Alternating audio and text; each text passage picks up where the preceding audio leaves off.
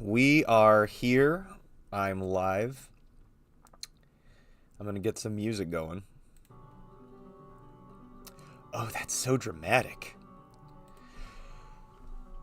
But hi, hello there. I know I'm really bad at announcing when I'm going to be doing these streams generally, but just so you know, for the most part, they'll always be on our Sundays, and then we also do apparently now Thursdays at 11:30 for a little bit too.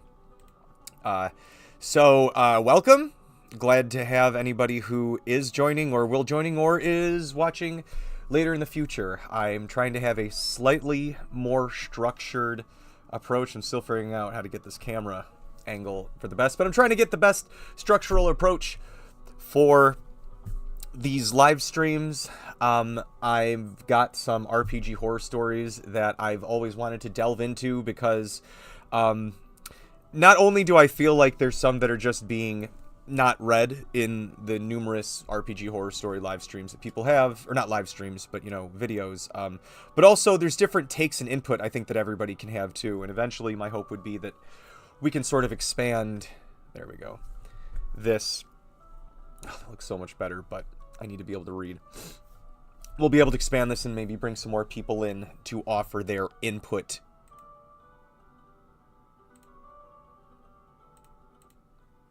Bard's theme is intense. But, again, if you're here, drop in, say hi in the chat, because I cannot see anything. And without further, I've got some new artwork going in through here. I do want to jump into maybe my first... Hello! How you doing, Parawheels? I was about to jump into the first thing that I wanted to talk about before I do the RPG horror stories, and that was how not to build an encounter. I don't know if that's the right way. I know last time I talked about how I build encounters, but I've recently kind of maybe broken my rule on that, might be the best way to put it. But I did that in the last arc that we did on our live that we do every Sundays. And I wanted to, oh God. I wanted to talk about kind of what I learned from the mess ups that I did during that. There we go, much less chaotic. I want to talk about mess ups that I learned from how I personally think I poorly constructed my encounters in the last arc of the RPG live stream, live play that we do every Sunday.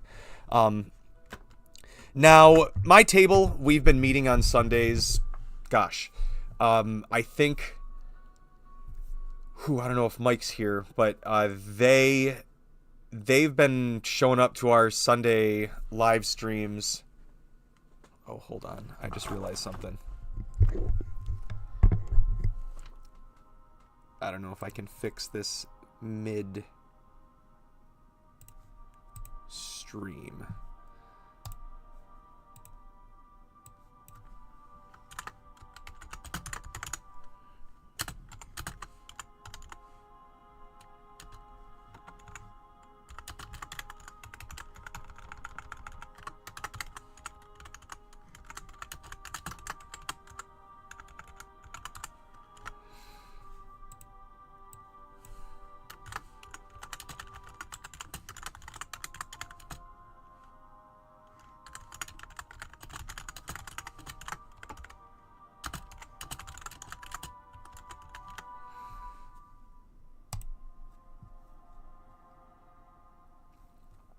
Alright, now I'm curious. The title should have changed on all of the live streams. Sorry, I know you guys can't see what I was typing or anything, but I was just seeing, I realized that when I went live, it was still the name of our RPG stream, which has nothing to do with what we're talking about today. But it did remind me that I should definitely let people know that I'm in fact not playing without any of the other players.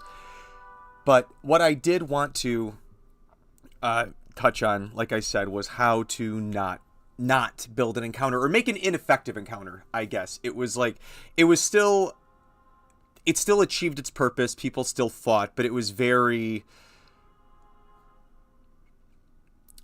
in my mind, it was poorly constructed to the challenge that I wanted to present. Now, part of it was...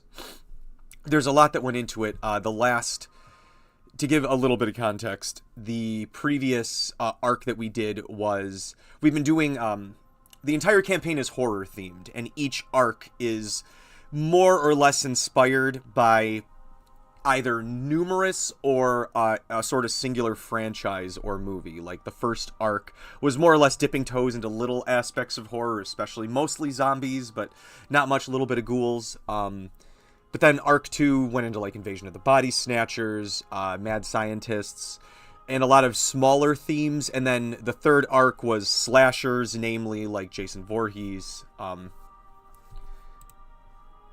And then the fourth arc was all about the movie The Thing, and I do love that movie.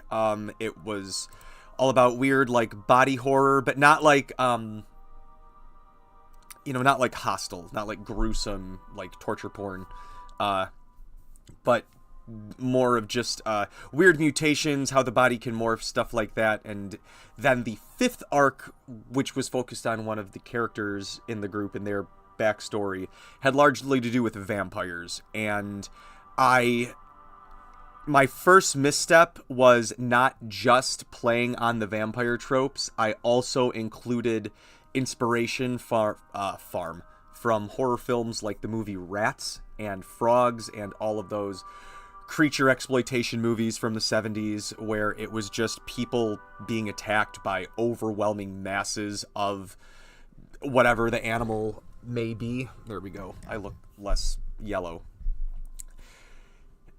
But I think the problem was that should have been something that was done way earlier in the campaign, in terms of, like, swarms and hello. I think what I should have done earlier, we're talking about how to not create a fight. My thing being, I'm using the battle structure that I used in the previous arc of my Sunday live streams, which I was just giving the preface where our Sunday campaign is based on horror, and the current arc that we were in is vampire stories, or that we were in. We just finished it. And my mistake was I tried to include... my mistake was that I tried to include a movie like the creature exploitation movies from the 70s, like Rats, Frogs, what have you, large swarms of small creatures overwhelming people and killing them. And I included that with vampires because in my head, thematically, vampires are usually in large numbers. They can make more of them. Rats are usually in large numbers, and if left to their own devices, they make a lot of themselves. And so I was like, this seems like it should work together. The problem being that they were all level 10, and we had one level 9 guy in the party, and so the number of rats required to make them feel not even just like they were an actual threat in terms of individuals, but in the sense of, yikes, there are so many of these little things, it's hard to focus on the actual big threat. And I think part of it was I maybe bit off more than I can chew. I should have, while I did do some hallway fights, it ended up getting into larger rooms with people swarming them in the rooms, and I should have stuck to what I talked about last week, where I should have funneled it through more hallways. I should have used more tighter corridors, because that's where small creatures with swarm and pack tactics can really start to shine. In our world, I gave vampires extra abilities where they can move a little fast. They can move into, what would you call it? Like mist form. That was my other thought behind it, looking in, is that vampires can usually either turn into or control creatures like rats, bats, wolves, creatures of the night. And so I'm like, oh, perfect. I can just throw that in there. But I think what I should have done is the vampires needed to come in at like level 8 for how 5e scales instead of level 10. And I think that would have been the kind of happy medium ground for how the party would have been actually slightly challenged by a large number of rats and swarms and rat variants, while also being able to include most of the vampires of vampire variants that are found throughout fifth edition, and mostly fifth edition supplements. I use the Tome of Beasts and the Kobold Press books as an example last week. Check those out. I think there's at least one vampire variant in every one of their bestiaries. And some of them go up to challenge rating, I think 14 or 15. Really good, check them out. But it really helps you sort of fill out the vampire swarms other than the kind of paltry options that Wizards of the Coast offers you from their official stuff. Music by Monument Studios. If John was here, he would ask me to let you guys know that. All of their stuff it's not royalty free, but when you purchase the music, you gain the rights to use it for things like this. And so all of this music we use on our streams. This is artwork that I've done myself and that you can find in my RPG book. You can find links to all of my stuff in the link tree. And I'll just continue on with how to, I'm sure that won't be the last shameless plug today, with how to not make an encounter. So, unfortunately, you see nothing. Yes, John, are you proud of me? I remembered this time. But, I think I'm going to move... What if I move this here? And I put chat over here? Because then I'm forced to, like, look in the corner instead of down, and you guys don't have to see my receding hairline that much.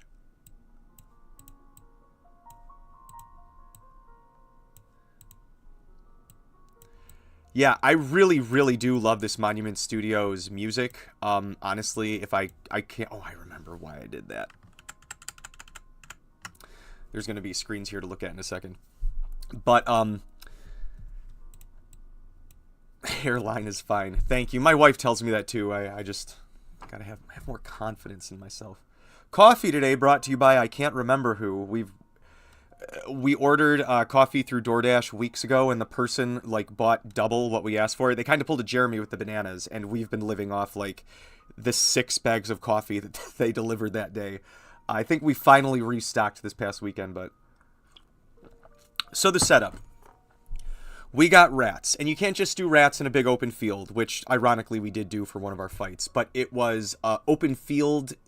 I guess it was a field that had grown amongst an abandoned part of town that people couldn't move in because rodents of unusual size had moved in. And the party saw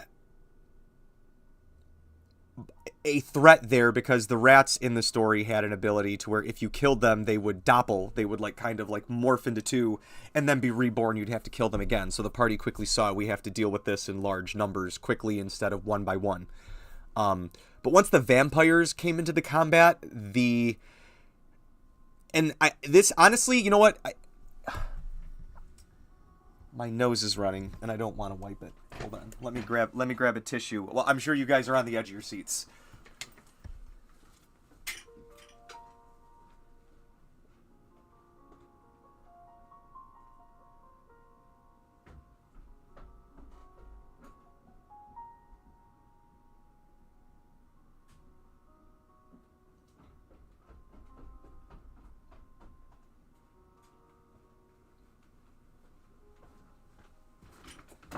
Okay, so,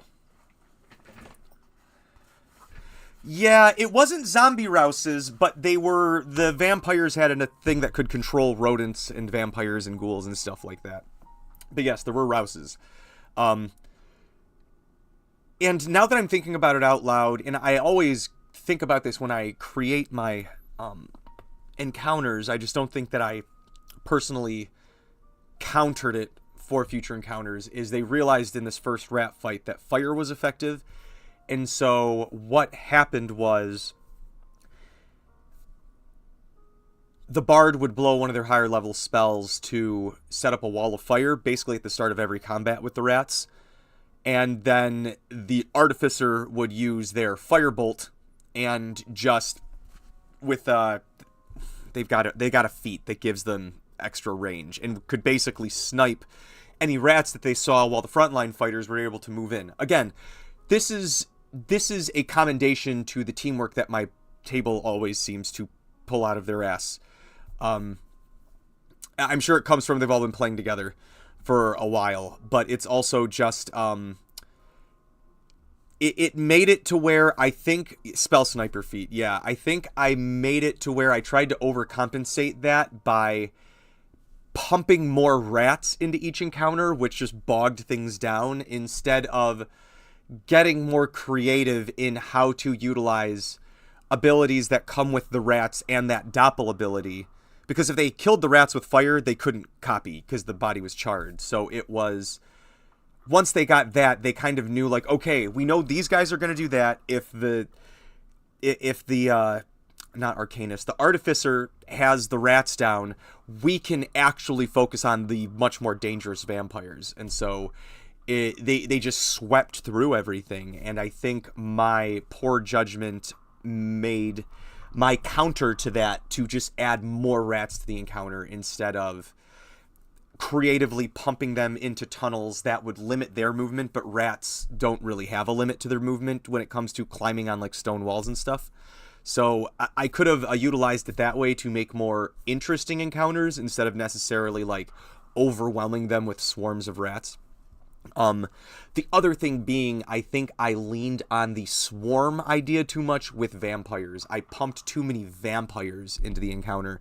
And even though base level spawn, even some of the variants aren't super strong, and with a paladin and a cleric, a grave cleric, on top of people that have been in an undead campaign, so a lot of their abilities and weapons are geared towards hurting undead more, the party was stacked to just plow through these things, and I didn't account for that properly. And I should have, because it made me, again, overcompensate by just, like, throwing monsters at them. Oh, hello, the Dadvocate. Funny seeing you here. So the big thing that I wanted to do, I didn't want to include too many variants to where, like, suddenly there were elemental variants that I guess I could have done elemental variants, but we had already introduced rats. A lot of these vampires had basic spell shit they needed to worry about, because I realized quickly that vampires function basically just like they're humanoids, just with extra powers. So they would get classes, I would give them spells, and this really forced the party to... It's kind of Spirit of the Staircase. I'm sharing how not to build an encounter, because last time I tried to fix what felt like underwhelming fights by overwhelming the party with numbers because of the horror movie that I was drawing the inspiration from. And instead, I think I could have stayed with the inspiration on things like frogs, rats, snakes, with, again, using the environment to my advantage instead of just, like, throwing a literal truckload of rats at the party and being like, deal with it. And that was my fault. I think I was trying to put too much story into something that should have just been fucking fun. Yeah, that's kind of... I don't know how long you've been here, Big Theater, but I was mentioning how the party had such good... You guys play too well together to where when the group realized that fire was how you canceled out the cloning ability when you killed the rats, it was oops all rats. But the cleric blew one of their higher spells, and then after the wall of fire was established, the Artificer was sniping stuff with Firebolt, and they were dealing enough damage at this level to where they could one-shot a lot of these rats. And so once the frontline fighters saw that the sort of minor but still need to pay attention to threat of the rats was neutralized, the fighter and the paladin were like, bet. And you guys just moved forward with the literal, please let it be an undead grave cleric behind you, like buffing shit and just throwing out random high level spells. Like, you guys were... You had the strategy down by the second fight and just plowed through everything. And I was saying how my misstep was throwing just more of the same shit instead of getting creative with the environment. And I'm sorry for everybody that's heard that like the third or fourth time, but that's really, if I could harp on what it was the most, it should have been tighter corridors, branching hallways that are fine for fog shifting vampires and easily running up the walls and into small holes rats. But difficult for a party who usually has a decent movement across the board. And I think I could have challenged you guys that way to get creative with that. I know you got to repeat stuff, and that was part of it, is I do believe in the, Ego Raptor has a video on this. Open spaces are always to the advantage of the PC. For the most part, unless you're dealing with a dragon. Oh, you know what? Maybe I should just add a banner.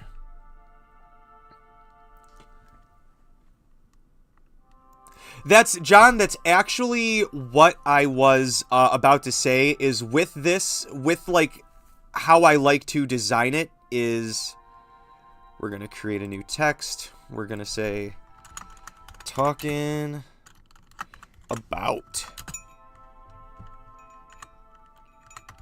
how not, whoops, is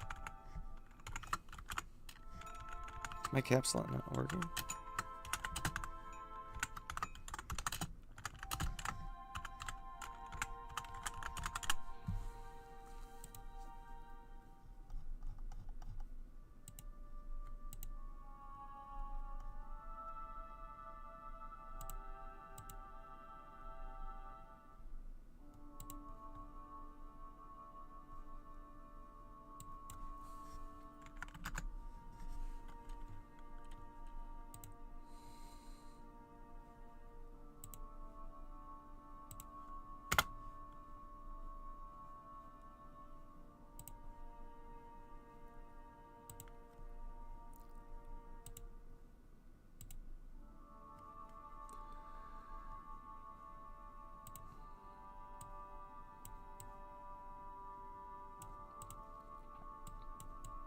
All right. There we go. Looks good. Looks great. Look, quick banner. Let's go. Yeah, we got this. I got my amateur designer shoes on.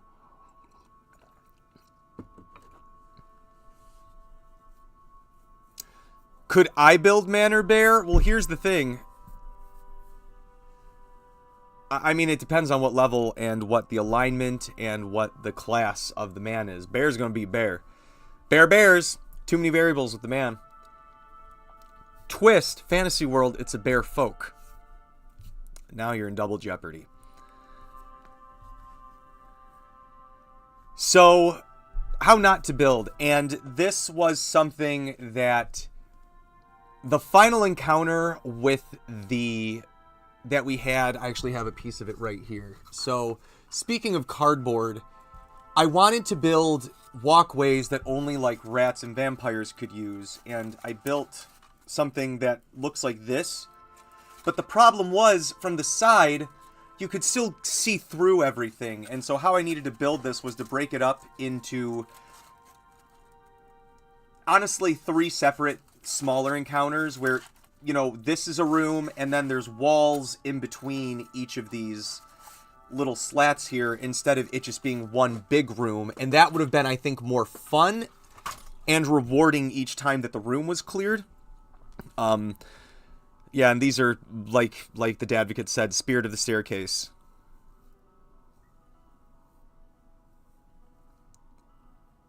That'd be fun. A Gloomstalker teddy bear, bugbear.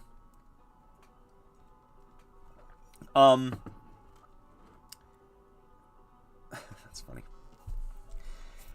And I think if I had done that, it would have presented more of just a, God, these guys just keep throwing spell after spell after spell at us with, like, waves of vampires. And I felt annoyed with myself. I can't even imagine how it felt as a player. Like, I was sitting there with the DM like, dude, if I was a player at the moment, it would be, like, in fun and I would still be smiling, but I would actively be cussing out my dungeon master by, like, round 4. And they're like, and then these vampires come. I would be like, fuck you! Like, what are you doing? What are we doing here? Fireball the roof! Stalagmites, let the rocks fall where they fall, everybody duck. Like, that's, I would, as a player, I would get fucking desperate at the point where I was like, I would say sentences as a DM, like they would come out of my mouth towards the end of that fight, and I'd be like, TJ, there were 7 different better options you could have done before just like, and they swing their sword, and now everybody's doing great. Okay.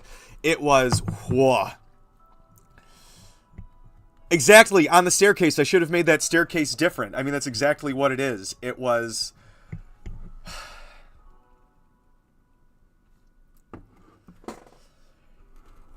So, and that's the thing, John, is like, when you guys went into that room...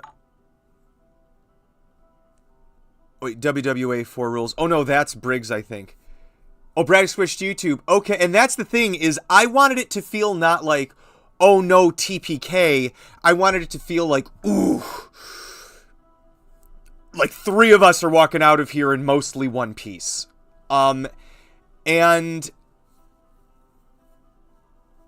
thank you, John. I appreciate that. And to me, it's never like, I never feel like you guys are not having fun. It's more like, oh, this would have made it better, or I know they're having fun, but I can feel the tedious levels growing, and this would have been a switch up for, like, the pace of combat. It's like, you know, but that was a switch up. That was a switch up. Mike Grillmore in 500 Pieces, that was a switch up where literally everybody was like, oh, oh, get the bats! Get the bats! That one guy really hurts with his sword, but get the fucking bats. That was one of those, the entire pace of combat switched up because the expectation that the tedious back and forth of the battle was totally like flipped on its head. And again, it didn't hit me until that exact moment of, oh, this is fucking perfect. And it was one of those, you could hear the dramatic music, the party, like the anime, like 3-minute cut to everybody's eye and mouth and, you know, gasping sound as they watch their friend being like carried through operatic music. And then just like the Justice for Grillmore. And then you switch to after Grillmore just slowly gets dropped into the grinder, it cuts to black, and then the ending theme song is like, you know, but that's why I think it was that combat, not just because somebody died, because we've had combats where someone died before. I think that stuck out because the way that it happened was so not how anybody had dropped before. And it was just really like...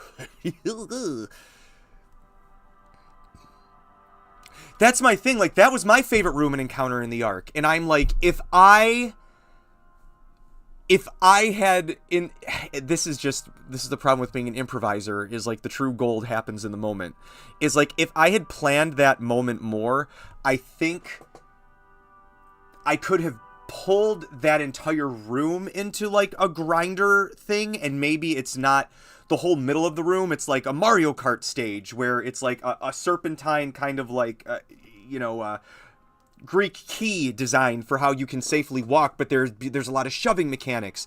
Part of my brain, honestly, Mike, when I was going through it was, do I make the floor of the tunnel room grinder? And I'm like, that feels so mean. I can't do that.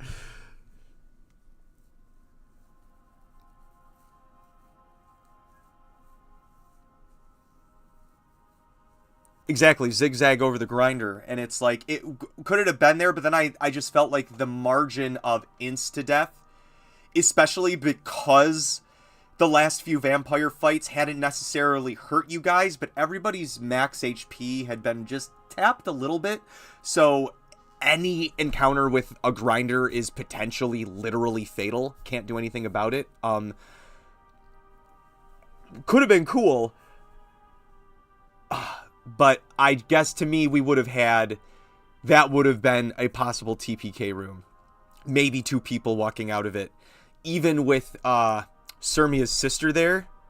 TJ stream, let's go. Even with Sermia's sister and Morty, I can't remember if he's all right with them calling him that or not yet, or anymore. But even with them, the way the grinder works is I don't think there literally would have been enough of them left unless you guys like. And again, this is always a mechanical loophole while still remarkably gross. Is, I guess not gross, just keeping like a strand of your hair. Oh yeah, Braddock, I knew like you were one of those people where you would be like, okay, I down a potion and I immediately move towards the bone creature. I'm like,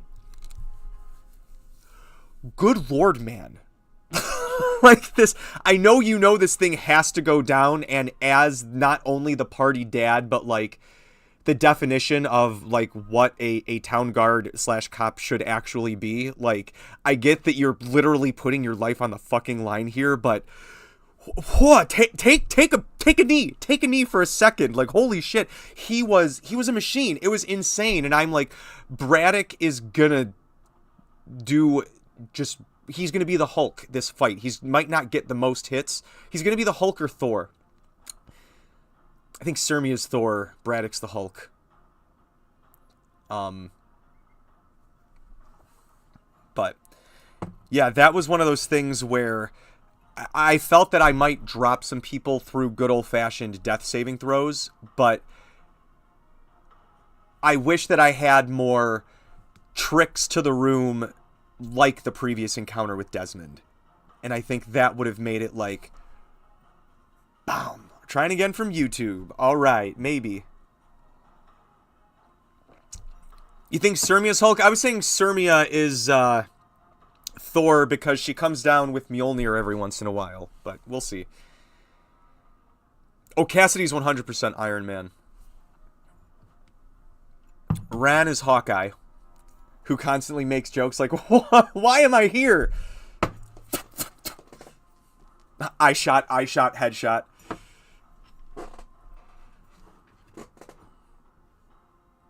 Yeah, this is, oh, whoops. Oh, shit. Okay, so let me see if I can orient myself. This is the map that Waterdellen was talking about last week. This is our world map for the Runeverse. Yeah, YouTube can be more forgiving. And we're slowly growing our channel. We've had a lot of people subscribe over the last week, so thank you, everybody. That was really cool. And I guess, like, personally, that is how I would not build an encounter, is don't throw... This goes back to last week, where how to build an encounter, but the answer wasn't to throw shovels of rats at the party. It was to make the party work. Like, if it's a low CR creature, but you want to toughen it up, make the environment work against the party in the sense of, like, you can't argue with, like, if there's a rock wall here, unless you are a druid or someone with, like, what is it, like stone walk or something, where you can like walk through stone, which even then you can't affect everybody. For the most part, you're still neutering or greatly reducing the party's general effectiveness. And I think that should be the approach when dealing with like lower CR creatures, like a non-vampire lord type creature. So like a spawn like CR6 or like vermin. That would have been way more interesting. Like, suddenly there's a hallway and it's only stone shaped, so it's only like one person wide, and you have to like single file behind everybody, and rats are running on the wall because they're rats, they can do that, and there's wolves in the actual walkway. So now it's like, wolves are generally a 2-hit creature. Give it a dire wolf with max HP that could be 3 or 4 hit unless you're a high enough level or you crit. and a wolf with pack tactics. And if the wolves are friendly to the rats, everybody, all of the enemies are getting advantage at all the time because you're dealing with a 3-dimensional fighting space.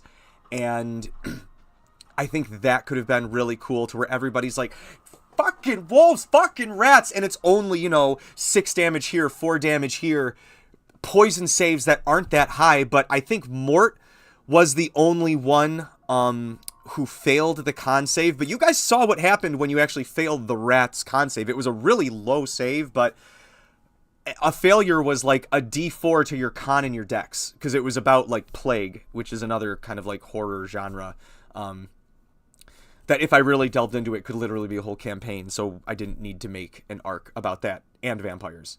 Vampires are generally like a plague, as it were. And that's the thing. Are you sure you want to try Fireball? To where suddenly like Wall of Fire was like cool, but I don't want to blow Wall of Fire in this 10-foot wide hallway, because then I'm blowing like a fourth level spell. For this, I need to save it for a big room. Now we have to rely on the spellcaster, even though our artificer in particular has a pretty decent hit point pool. Now it's like, hey Cassidy, do you mind taking the front? I know it will suck if guy who provides a lot of buffs is suddenly like poisoned or rendered unconscious by some fucky trap, or takes like a rat ogre fist to the face. And it's like, well, shit, now we're kind of off on the wrong foot. So it's like you want to force the party to make suboptimal decisions over even worse options. And it's like, you're not being a dick about it. It's you're forcing the party to think outside the box over what they might normally rely on. And then at the end, like the final room, dude, at that point, if I gave you guys 2 really shitty, like multi-tiered, imagine where like, we'll just use this, like imagine if you had to go up one way, around, and then down the other way to get to the next room. And there were 2 of those, and it was full of encounters, and like it was like a fucking Mega Man level where it's like you go up, enemies, go up, enemies, go up, enemies, item, fucking worse enemies, not as bad enemies, next room. And then you had a fucking another one of those. In the 3rd room with the boss, I would just give you, for all intents and purposes, I would just give you a fucking open, like how I say never throw an enemy in like a big blank white box room. I would basically give you guys a white box room with like a few platforms and 1 or 2 lair action gimmicks, because the last 2 encounters would have been so goddamn torturous. It would have been an absolute nightmare. And in my head, like that encounter that I just explained isn't something that's specific to like the vampire encounter, so we might see it again at some point. And that could work for, I guess, any encounter level. I really wouldn't throw it at a lower level party though. Level 8 would be like the lowest I would throw, like what I just said, where it's like the up, around, down, and then you got to do a whole nother up, around, down. Because that's a lot. Because if you do traps, if you do, play through any good old-fashioned platformer from like the platform heyday, or even the new shit that comes out, I think that could be a lot of fun. Games like, if that's your style, like sometimes I do like to do, our Veld grottos are usually designed to feel like a platform dungeon. And I can't believe I haven't thought of this before, but games like Hollow Knight, Ghost Parade, whenever Needle comes out, Silk Song, sorry, that's what it's called. Those new age platformers, Indivisible, that's a fucking great game if you have not played Indivisible, by the way. If you can buy the game Indivisible on whatever, it's on any platform, fucking buy Indivisible. Like totally separate. Hold on, let me get the screen up for it to just show you guys the fucking artwork for it. It's so good. It is almost completely voiceovered. Let me see. Okay. I got that. Now let me see if I can make you go away. No. Window. So Indivisible. If you guys can get your hands on this game, it's so good. It's so fucking good. 2D turn-based RPG, but the way you get into fights is 100% Metroidvania. It is so good. Oh, thanks, Looking In. That actually does really help. But yeah, I'm just going to keep Indivisible up because I fucking love it, and that's just good artwork to look at. But, oh, I think it is actually free on... You're right, it is, actually. I bought it way back when it was on the PS4 for, like, one of those super sales, and I worked at GameStop at the time. So it was like, cool, I love weird indie RPGs. This looks right at my alley. And I played an hour of it and went, oh, no, my brain chemistry has been changed forever. This game is fucking amazing. And there's, like, you can grow your party to where you might not get everybody. And I don't know if every character has even been released yet. It is just so good. But yeah, Indivisible. Check that out. Okay, I actually lied. I'm going to put my slideshow back on. Because they can pay me if they want publicity. Oh my god, please. That would be so cool. I know they're a big independent company. That would be... unless. So yeah. That's... I could go on forever about other ideas that I have for it. But that is how I would not build an encounter. I just feel like it's... overwhelming your party with sheer numbers, I never think is the way to go unless you're going for a TPK because you fucking hate everybody or a TPK because you need it for the story for some reason. And now that second one is a slippery slope. You can't just morning stream on a Thursday. That's right. I'm gonna do this. This is my day off from work generally, so I do this before I go pick up my boy. I totally lost my train of thought. How not to build an encounter, but if you're going to TPK for the sake of story, that is, I don't think you should. In general, my advice is don't. That is not what you should do as a dungeon master, unless you have that level of trust with your table to where even if you're not directly telling them, if it seems like, whoa, like you ever play those RPG fights where you're not dealing any damage to the boss. He's like one or two hitting your party and you're like, whoa, this seems really unbalanced. Like, if that's happening and you have trust with your party, then I think you can do it. Because then they'll trust, like, okay, this is purposefully unbalanced for a reason. You know, the DM's not just turning heel on us. And so I think if you have that kind of back and forth, that's fine. The other circumstance I would argue where a TPK is also appropriate is where they steal an entire dragon's horde when they realize the dragon's not home. And then the dragon finds them on their way back to town. That is also a moment where... But I would argue mechanically they're asking for it at that point. That's the story. And a Halloween one-shot, again, to where it's like, hey, we're doing a scary story. And even in our current campaign, the horror campaign, the preface, like, before people... I don't know what you're talking about, TJ, yeah. Even before,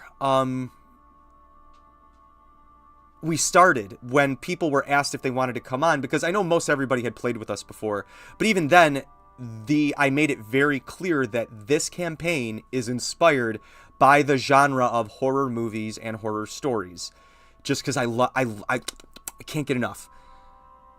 That being said, while a lot of my encounters are usually geared towards like, whoa, this is a lot of fun.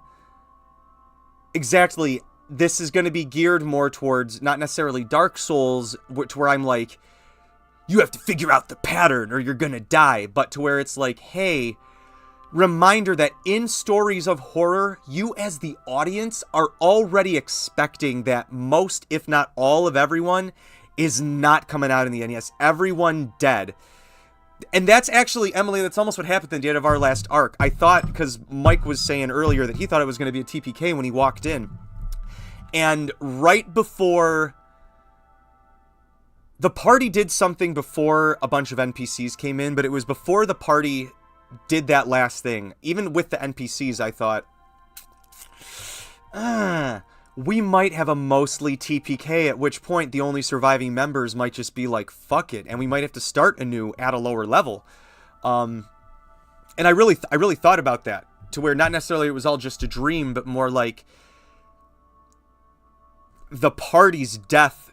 My plan was basically, you guys were going to start at like level 7 in Tabula, and one of the surviving members of the party or one of the NPCs was going to be kind of looking for people to rejoin the crew for whatever cause the party the group as players agreed on was going to be. And they were going to be like, oh shit, those guys, like, I've been reading about them, I've been doing this, let's continue on with their thing. And the only reason I say with the crew is because both Chris and Julian and Lordio and Malthea were all still on the boat, so technically you could have just fucking become them. I still would have asked to stay Julian just for story purposes, but really...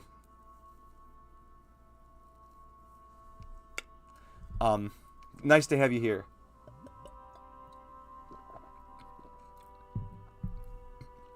But... Alright. How not to build an encounter. Was I in the middle of something? I had a total brain fart there. About almost killing the party. But yeah, it's about you shouldn't force TPK, but you should never force the TPK. Again, unless like you have talked about it with your party saying, hey, this next fight might end in a TPK. It's going to be really tough. It's towards the end of the campaign, or hey, just so you guys know, story-wise, this is going to be a really tough boss. It might be just warning. Always have a character backed up, or this is a high death threshold campaign to where you're gonna be dropping left and right if you're not careful, and it just gives them that preface.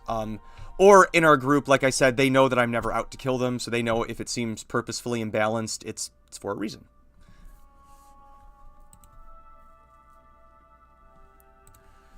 Alright. Now, finally, without further ado, I wanted to just gush about that, because I did think about it as I was getting to start.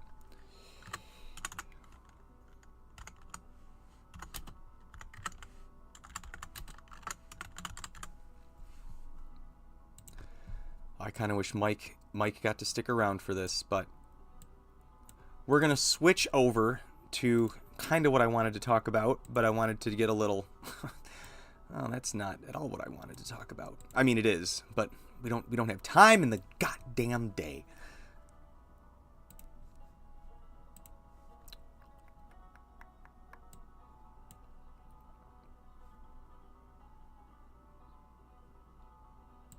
All right. So here we go.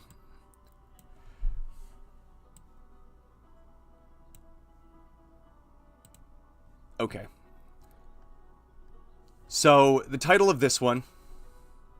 Can I make this just a little smaller?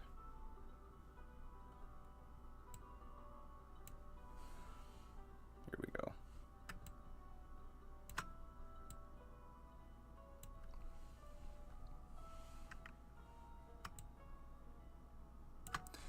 So, the title of this... Indivisible? Oh, man. Whew, you know what? Honestly, I'll bet if I talked with my son today, he would totally be down for an Indivisible stream at some point soon. Indivisible absolutely deserves its own stream. It's such a good game. Alright, so the title of this one is DM Ruins Game and Group Trying to Emulate Critical Role. Something that this is a medium one. I tried to pick short ones, but the title of this I couldn't walk away from, because this is, I think, yeah, it's gotta be something if they ruin the whole group. But my thing is,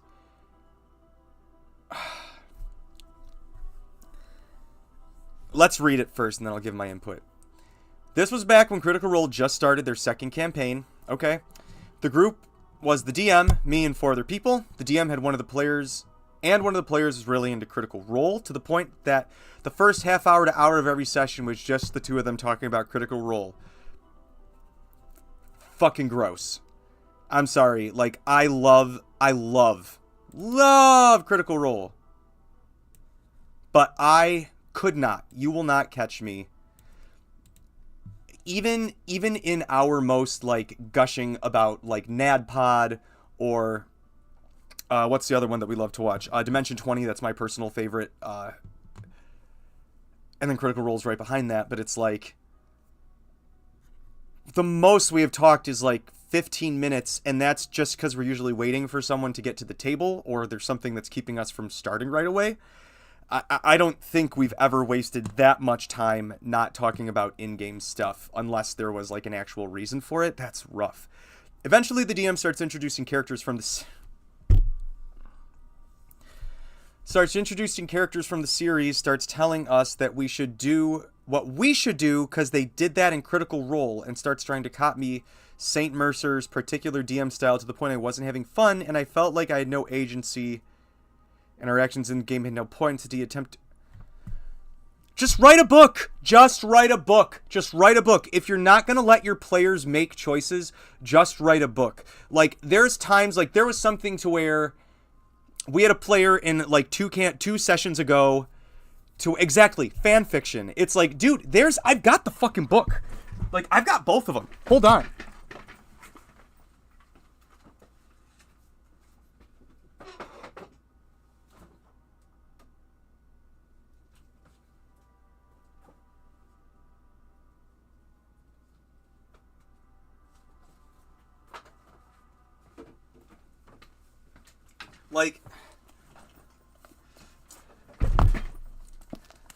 Like, these are both, like, official. Look, it says right there on the fucking top, Critical Role. It's got the little Critical Role symbol right up there. See? So you know that it's from their world. On top of their Taldore Expanded book, or whatever it's called, to where it's like, if you want to set something in the campaign, they've got a book for it. They've got a book. They've got websites dedicated for it. Stop writing your own shit, dude. And pretending like, oh, no, we should do it this way. I'll get into this more of this. Eventually came to a head when one of the guys dropped out, and that was the push for me to say the same. I loved playing, but I'm not a huge Critical Role fan and have no interest in blanketly copying other people's stories. The DM reacted badly, I can't imagine why, and went on a tirade about how he's playing D&D properly, and we were ruining the game for him and that one other player. Tried to tell him that he's ruining the game for all the players except one, and she was getting clear favoritism because she was going along with it, attempting to recreate scenes from the series. Gag. Just watch Vox Machina. I guess that's campaign 2, or that's campaign 1, but even tried to explain that Matt Mercer has his own style. He has years of experience, probably took lessons in acting and improv, he has, and has a team of people to help with writing, and that it's his career. He just accused me of being jealous of Matt Mercer and not knowing what D&D really is. Saw him post on a Discord server not too long ago after he was explicitly looking for people who watch and like Critical Role. Hope he found a group of like-minded people. It's like, to me, just, why are you hanging? Like, do you think you can do better than the trained actors? Just rewatch the episodes together. That's so weird, dude. This is like Glee Club for D&D. Like, that's what a lot of CR fan stuff. I just want the player to show up. Moderator announcement. Oh,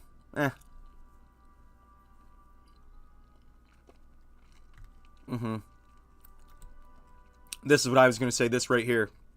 Matt Mercer is notorious for, like, being like, hey, don't be an asshole, please.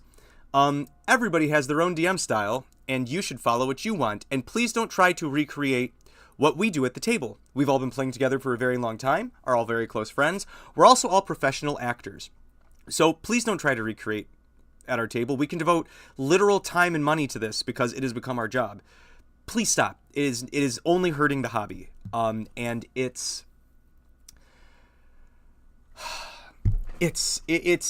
I'm just going to keep repeating myself here.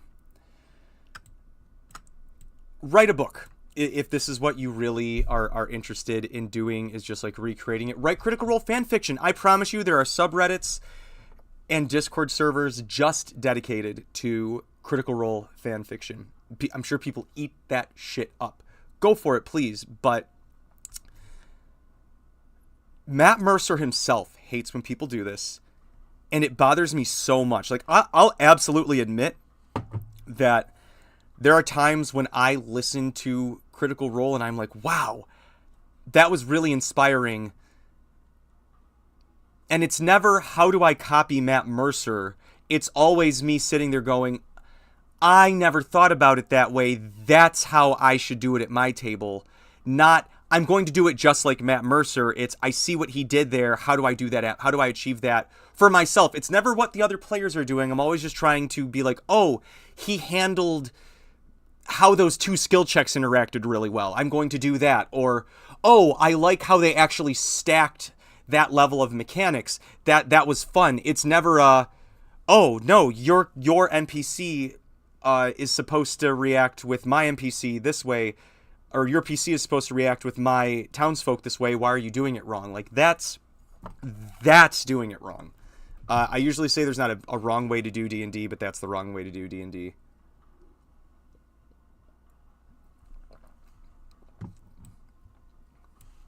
All right.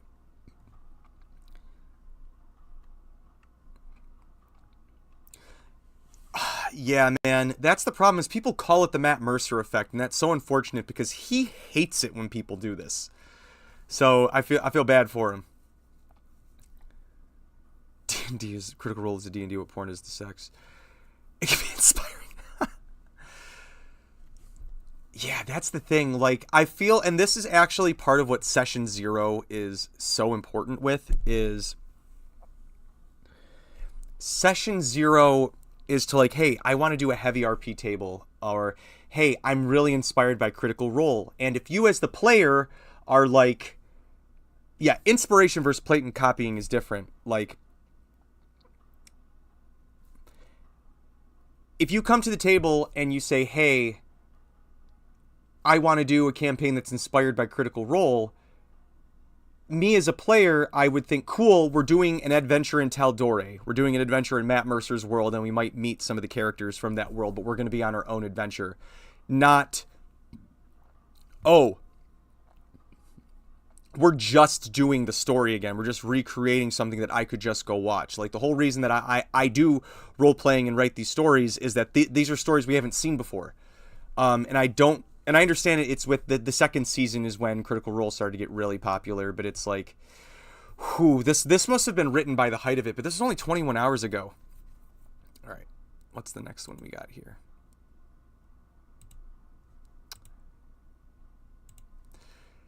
Player unsatisfied with ending to campaign decides to nuke friendship over it.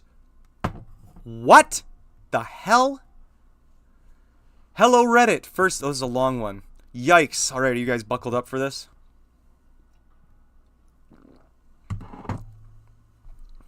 The title must have hooked me.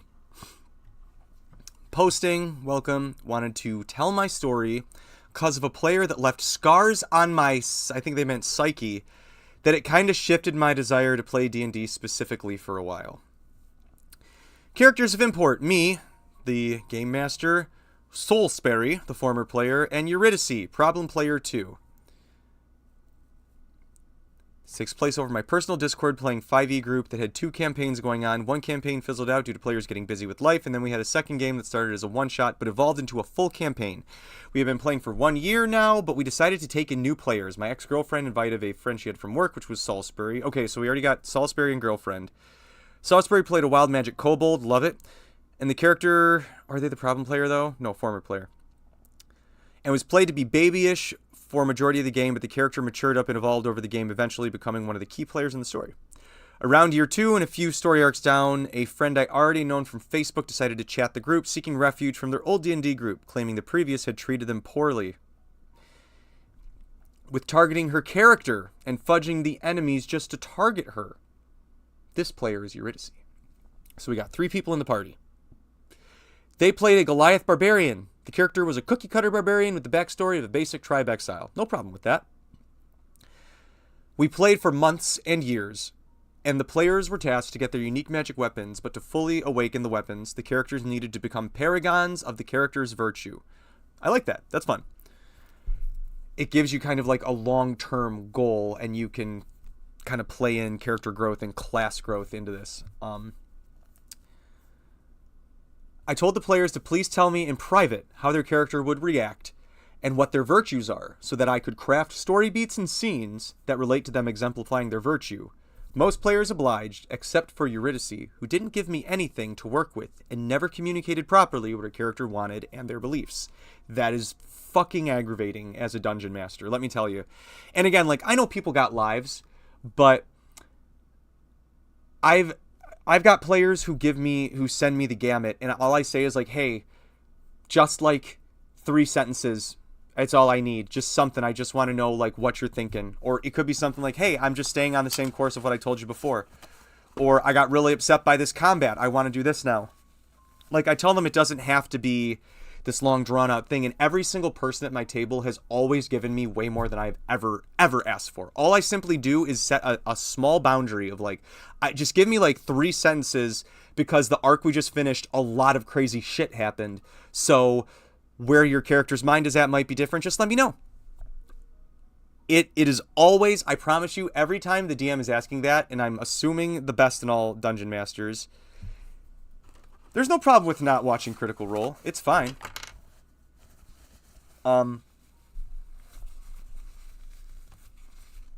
But I like that they're tying it into this. But it's really aggravating that Eurydice did not send anything.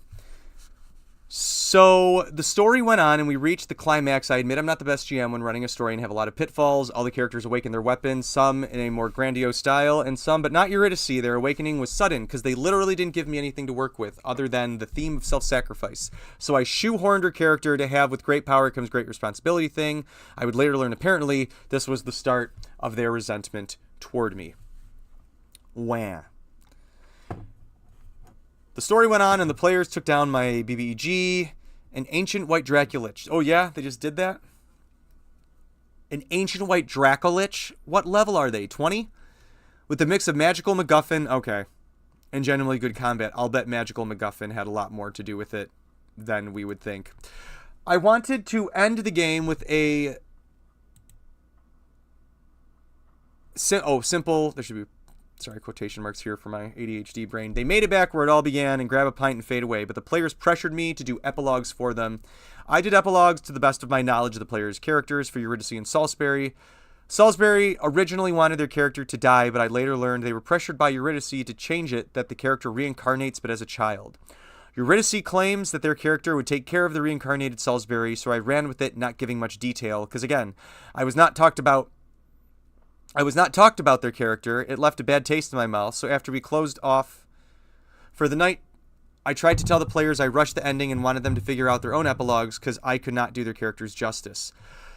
All was quiet for a while, then Eurydice made a scathing post on social media claiming I was targeting them and intentionally didn't give her character equal limelight like I did for others, when again, they always played their character in a very reactionary way and never communicated how they wanted their story to end. And they said they wanted me to change it post-ending and they could create their own epilogues. It was a lazy hand wave. It's mate, you're playing imagination, goblins. For fuck's sake, calm down. A few weeks ago, I was suddenly blocked by Salisbury. Later found out by my ex that Salisbury and Eurydice had an argument about how the story of the campaign ended, so they were presented with an ultimatum. It was either Eurydice or me by Eurydice. They chose Eurydice and now treat me in the Discord server like I don't exist. Both players are still in my Discord server, but I don't... Why do you not... What is wrong with you, dude? But I don't speak to them unless spoken to, and they treat me as a ghost, so I do the same. End of story. Apologies for formatting, because this is my first posting. It's a little hard to recount slights. Dude, it's not... It's not formatting. It's... I need you to learn the difference between a colon, a semicolon, and a period. Like, there were... This was a run-on sentence like the fucking start of Tale of Two Cities, but that's neither here nor there. Apology accepted. Yeah, exactly. Why didn't you create a private Discord server and just ghost those people? That's so fucking crazy.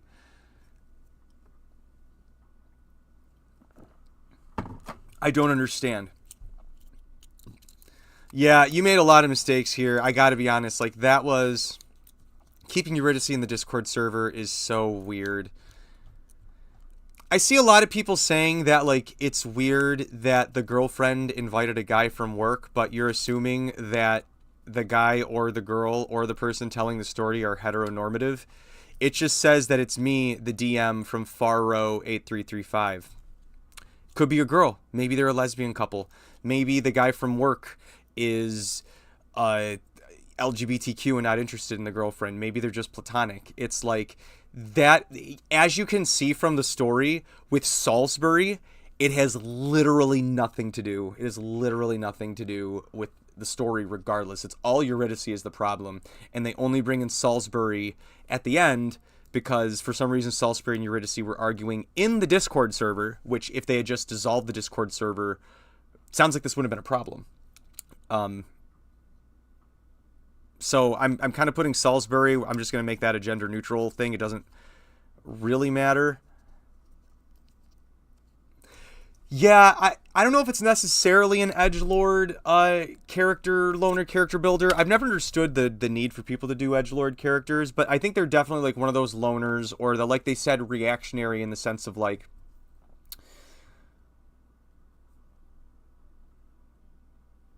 because I was going to say, like, we've had reactionary characters at our table, but they still seek out information, but then I'm realizing, like, that's not a reactionary character.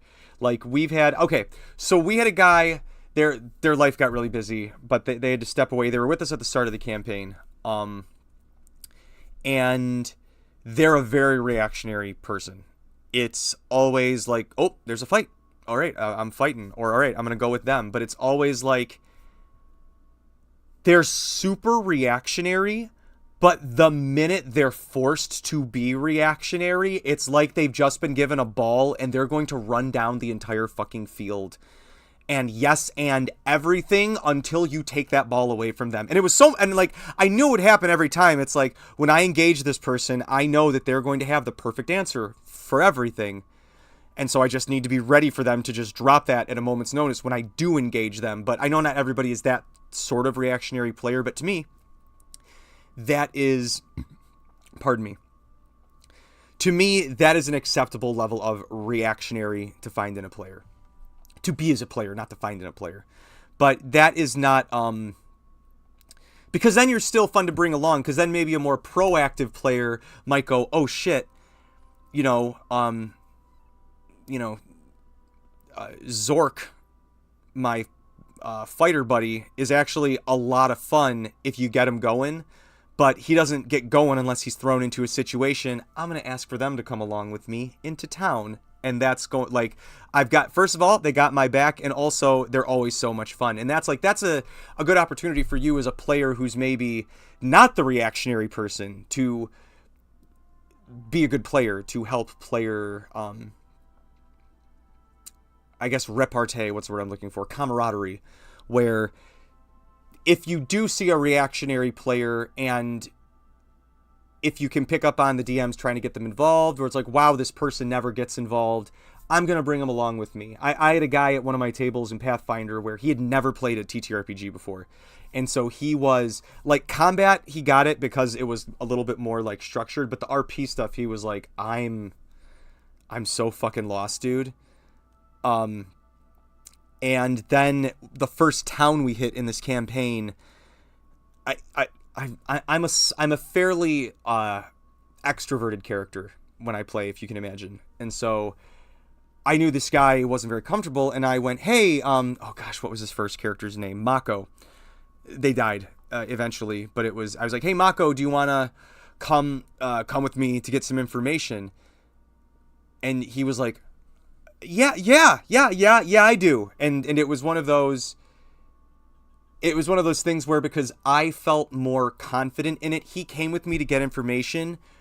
But then when we came back to the group, it gave me another opportunity to let this more loner character shine in maybe a way they've never even thought about before, to where I'm like, oh, they said this thing, and then I might even remember the information, but I might want to hear what the other person says, or if they remember. So I might not give every detail and go, hey, Mako is the character. I'm like, hey, Mako, did I forget anything? Does that sound about right? And now they can either go, oh yeah, that was totally right, or actually I remember this. Now they feel like a valued member of the table, because everyone's like, oh, you're helping out the group, and they're like, oh my gosh, I'm better than just whacking things with a sword. And it's just this, it's a moment that's completely out of the Dungeon Master's hands. It's something that only the players can kind of facilitate happening. And even if, like, that's for a player who's just reactionary. You can do the same thing if there's a character at the table that you want to build a bigger bond with for whatever reason. Like, it's like, hey, I think we could do some fun combos in battle, but there's no reason for me to be like, hey, buddy old pal, oh, this or that or thing. But I think that I feel that there should be that. Volunteer yourself to go along with them if you think you can be helpful. If you think you're going to be a fucking problem, do not do it if you know this character is already annoyed with you. But if you think you can actually prove helpful despite them kind of being annoyed by you, I think 100% volunteer to go along with whatever character in the party is like, this guy. So, B, what is it? The Star Trek meme of, is this your friend? No, yes. And that's the dynamic, I think. And it's fun to play in, because then the player, even if but the thing is, I'm better than just whacking things. And that's the thing, though, is I feel every barbarian actually has to prove that point in game. And this is a great moment that your player can just set you up. They can just a layup for you to just dunk it. Like, it is such an easy gimme that builds player bonds and character bonds. And like, even if you prove useful to a character that you find annoying, the player's going to note that, and now it can be that kind of like frenemy situation where, yeah, I saved your ass, but don't say anything about it. Don't get any funny ideas, okay? This is just me paying you back. But thanks. Whatever it might be. It's one of those like, okay, you know what? I'll take it. Baby steps. But that's a weird one, man. Unsatisfied with ending to campaign. You didn't give him an ending to write, dude.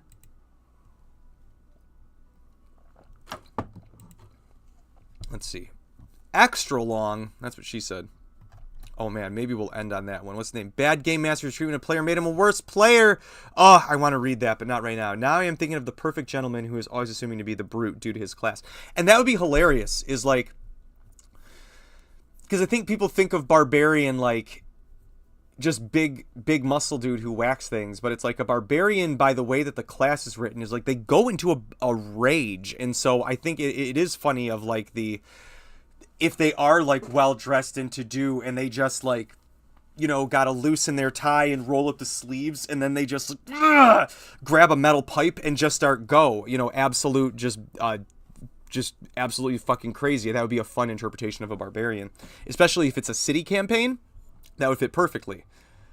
All right, here we go. A nice short one. Am I in the wrong for permanently killing off one of my player characters?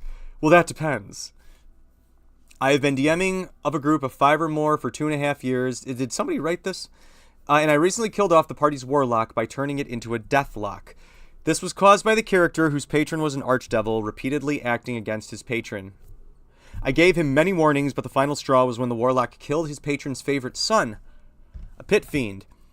I immediately asked him to make a new character and describe the gross transformation his character underwent, turned into a deathlock. He immediately started screaming at me about it being unfair that his character died so easily despite my repeated warnings. He said that unless I brought his character back, he would just leave the table, so now I'm conflicted. Was I in the wrong for killing his character, and should I revive it or just let him live? So there's an edit. Forgot to mention that this character had made every character he's ever played a murder hobo, and the warlock was no different. For this current campaign, I wanted to limit his behavior as much as possible and made it the game not fun to DM and ruin the experience for other players.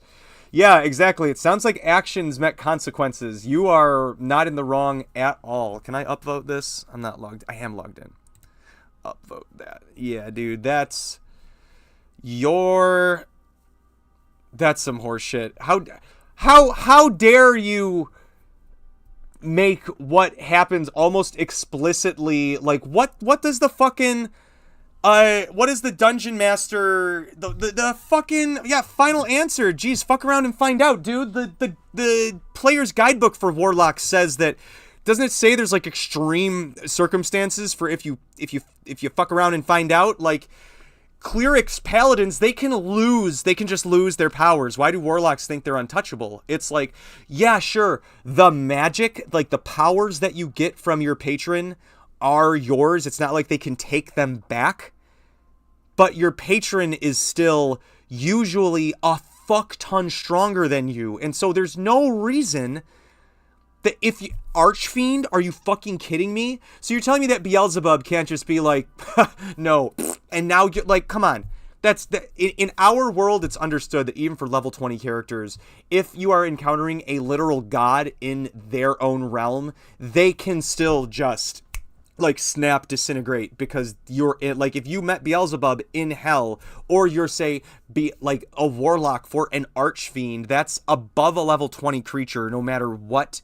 I guess no matter what, there's a few archfiends that are like high teen, but still, like, dude, if he's a murder hobo and he's fucking around and finding out, there's no reason to physically put up with your bullshit. Exactly. Like, that is, oh, that pisses me off. I could not imagine. There is one player at our table who I could see fucking around and finding out on purpose. Like, they know that there is fallout and purposefully pushing that. Like, that I could see. And that I'm all right with. If it's like, if they know the warnings and they turn into the Deathlock and the whole party's like, oh my god, and the person who's the warlock just goes, fuck yeah. Yeah, baby. That's right, baby. And it's like, they're like, oh my god. And they're like, I wanted a new character and this felt really cool to play. I talked about him with it. That would be cool.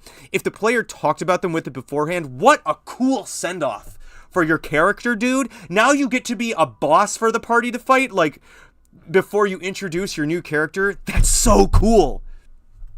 But instead you get upset because you tried to break a mechanic in your game that, written into the rules, if you try to break this mechanic, there are these mechanical fallouts. Like, oh my god, I lit a fire and my player stuck his hand directly into the heart of it, and he was so upset that his hand was burned afterwards. Like, are you kidding me, dude?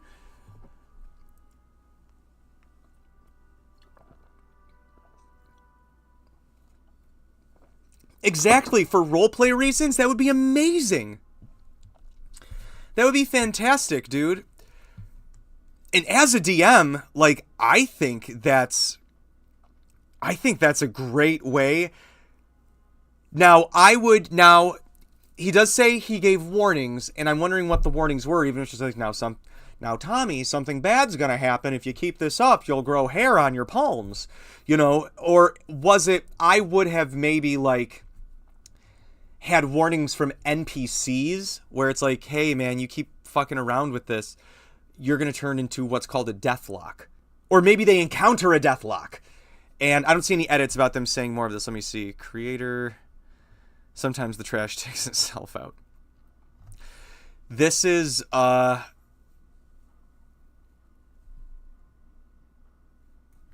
it just seems like something to where you could maybe bake it into the story more, to where a warlock knows that's what happens. And maybe they did. They didn't give us... It says it's short. They could have given us a little more detail on that, but it seems like... Yeah, exactly. What do you mean the wooden armor caught on fire? It's one... And it's like... And the thing is, like, usually if you introduce, God, this feels like such a... I've never had murder hobos at my table. I've had violent characters. I've had characters who, if they're dealing with an unfriendly, and they're already put off towards the unfriendly. They're going to fight the unfriendly, but literally the rest of the party is their foil and also the only people that this character will listen to. And it's become RP at this point. Like, the character is going to be like, I'm just going to cut him in half, and everybody's like, no, you can't. And it's like, suddenly there's a dynamic, and now, like, there's already, like, a fun RP moment that my NPC that the NPC that I'm playing has to react to. And like work with how they're reacting to the rest of the group. And I think it could be fun, but if you're just being a murder hobo to be a dickbag, like, don't do that. Don't do that. This sounds like such a fun setup. Like, this would be such a great... I'm trying to think, like, rogue warlock who made a deal with an archfey to help their daughter deliver a book to person. In my contract, sense of very ancient, so very hard to break it. Yes, exactly. Like, there's that sense of, like,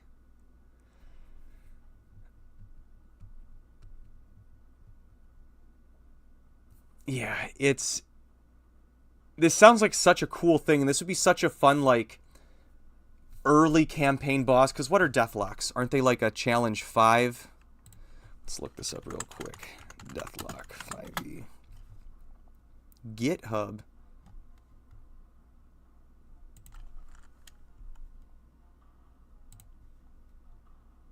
The hell?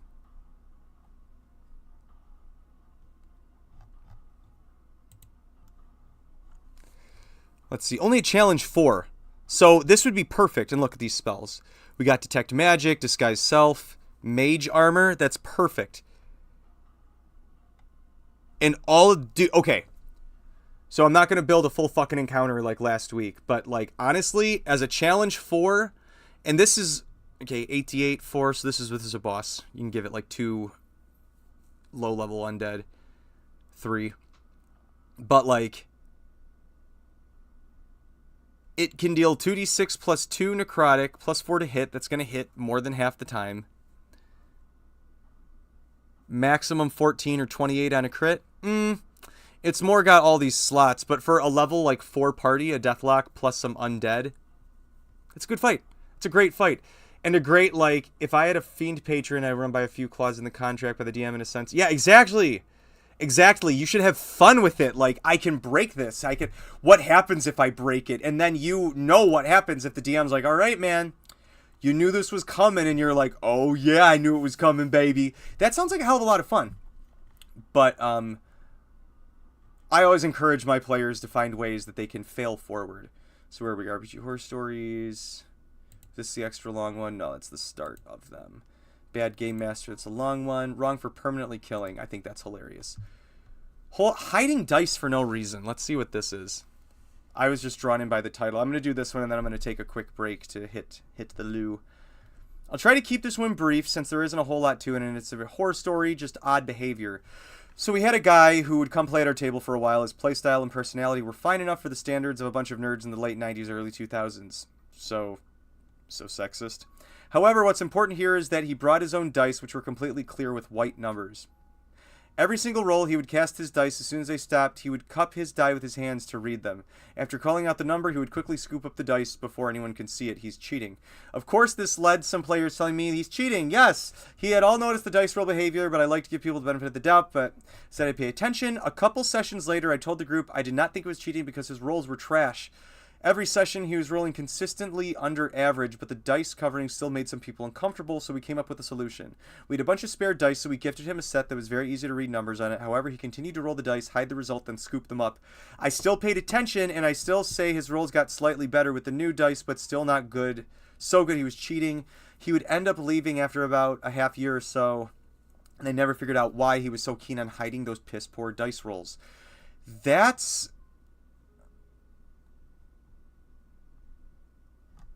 so weird. What? Like, that's so weird, because, like, at our table,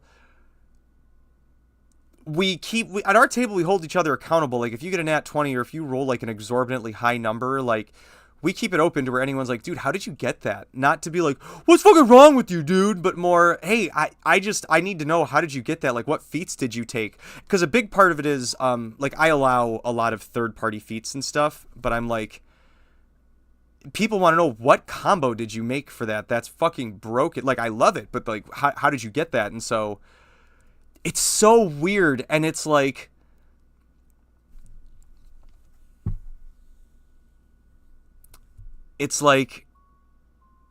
oh, you're not going to steal anything from that person's house when we go over, right?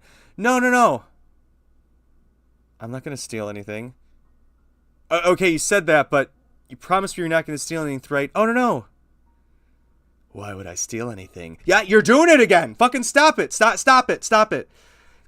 What am I doing? I'm doing nothing wrong. I promise I won't steal anything. It's like, see, now I think you are stealing something, even though I've never caught you stealing anything ever again. In fact, I see you putting shit back if you see other people steal it, but you're not behaving. It's like, stop acting fucking shady, dude.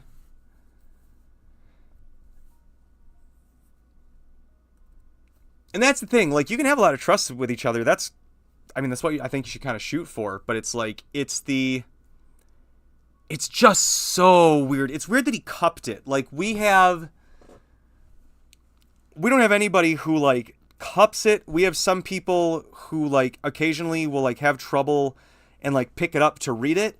But, like, everybody watches everybody roll at the table. So it's like, we'll see them, like, pick it up. They won't flip it in their fingers, and they'll just, like, look at it. Or if they roll, like, a nat 20, they'll be like, dude, will you confirm this? It's like, it's so easy. I don't understand. Lighthearted. I hope so. My first homebrew campaign ended. Oh, wait, no. We're going to open with lighthearted. I got to go to the damn bathroom. Put on some music by Monument Studios.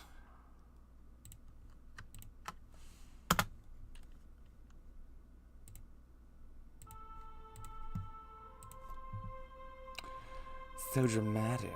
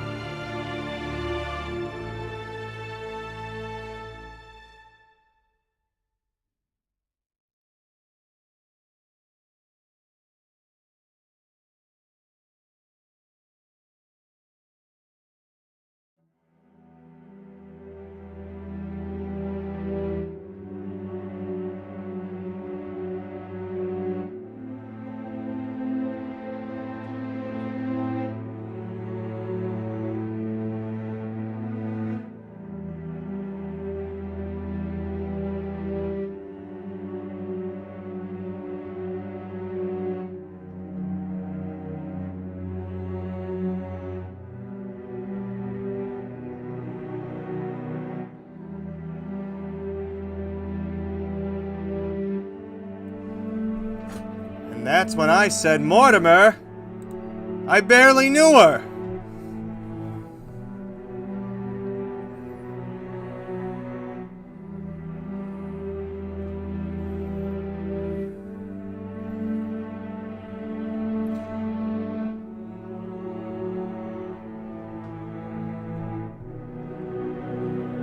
That's interesting. We're doing TTRPG horror stories, Waterdellen. I was just wondering if we were going to see you today. Right now we're doing TTRPG horror stories. I've got a few more on here. The music is still on. I think I turned it down. There we go.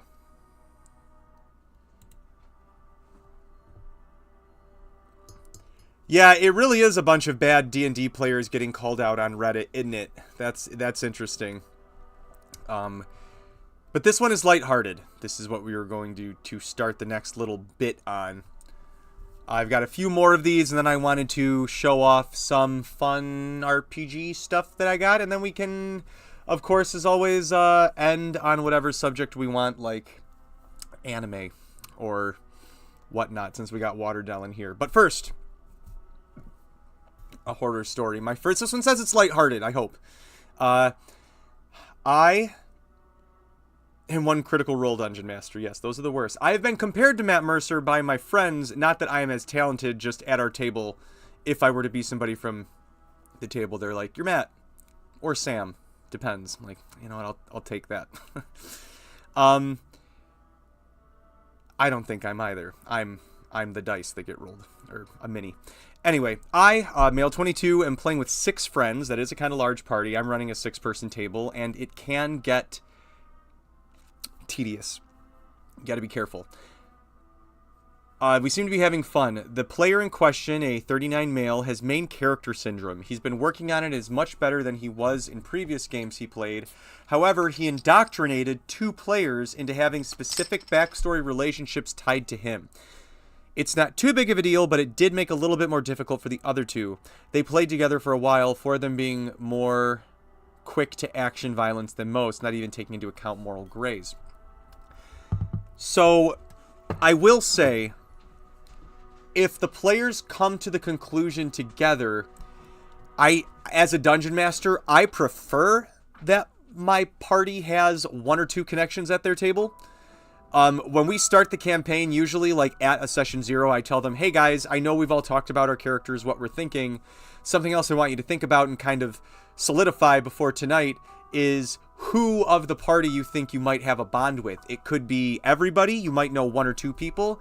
I say try not to make it everyone, but have a connection to 1 or 2 people before the adventure starts, even if you've just met them once, even if it was just the other day, or maybe it's a childhood friend, whatever it might be, so that you guys have something that spurs you to work with at least 1 other person. Oh, I was going to say JJK. My hero. But to force people into their backstory, I don't know. Whatever I did, I edit my campaign to keep appealing to them. A few members joined, but I thought I was a friend of one of the current players. Turns out they met a single time.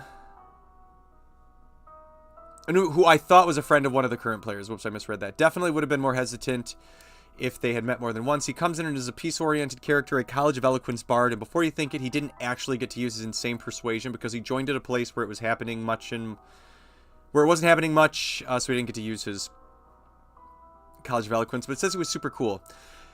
They were confronting an evil noble. How did you not get to use College of Eloquence then? Who suspected he was taking messengers and imprisoning or killing them. He and another player said that they would try to organize a duel since this noble had a particular beef. The other players wanted to walk in and just try to kill him. They're convinced to be more careful. The noble engaged in a duel and turned out to be but a copy. After that, the inciting players seemed to go off the deep end, having his character cut his hair, putting on his military armor, and going full soldier. He told me that he was going to pose an ultimatum to the party. If they don't do more talking, and they just kill all the people in the Thieves Guild. Okay.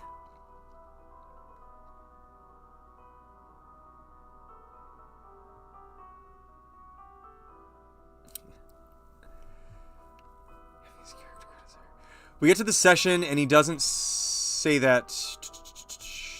Okay. They don't do any more talking, and they just kill all the people in the Thieves Guild. Great. We get to the session, and he doesn't say that to them. I assume maybe he's calmed down. Oh, and he separated his character, the brother, and the third guy's character away from the other three.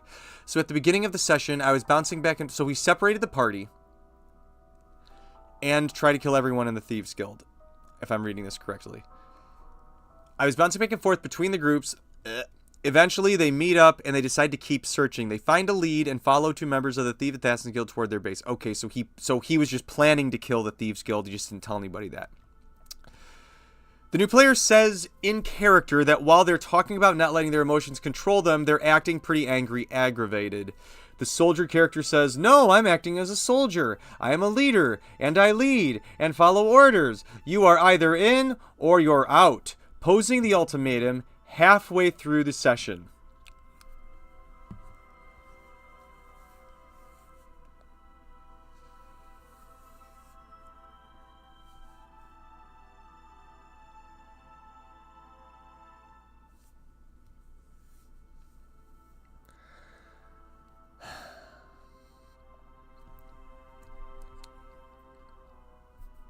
I'm fine with introducing character traits. Like,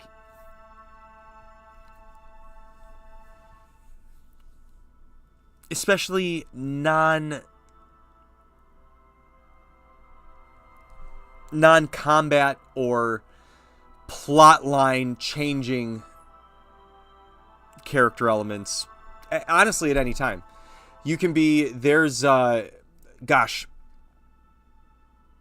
point in one of our campaigns where a creature showed up and one of the players, I think it's Liz, who's currently just away for a few weeks, said, I never realized up until this point, but, dude, please. Oh, Jeremy, I don't know if you saw earlier, dude. If you get a chance to see some of the earlier stuff, I definitely, chewed myself out for how I did the vampire campaign. But, more ultimatums, got it. Yeah, it's just like, you can't be halfway through a high-octane session. Like, I cannot imagine if... This is like in the middle of the vampire dungeon, after the grinder floor, the daughter of the vampire hunters just turned to the party and was like, I'm joining the vampires. You're either with me or you're against me. And it's like, what? We're kind of in the middle of something here. We can't just literally turn heel here. And now everybody has to make a decision that's so... Oh my god, I'm sorry. There's still a little bit of the end of this. Oh my god. I gotta finish this. The new player in character makes a comment. The new player in character makes a comment saying something about something else, and the player just says, I'm done, I'm leaving, see you tomorrow. Other player and leaves. We are all pretty confused, and the other player leaves the call. Oh, I see, they were on Discord. To call the player that left. The player, the brother of the soldier character also leaves. Jesus Christ, this is like there was no lady who swallowed a fly.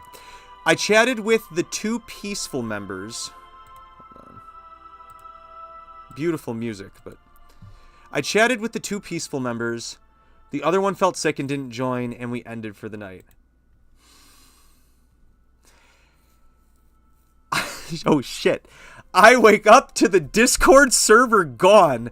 The creator of the server, player of the brother character, telling me that I basically have to choose between him, the soldier player, and the other player, or the peaceful player. So wait, it's the 3 and the 3, and that the soldier player can't play with the others and is done with them. Okay, so it is the soldier and the other 2 against the peaceful ones.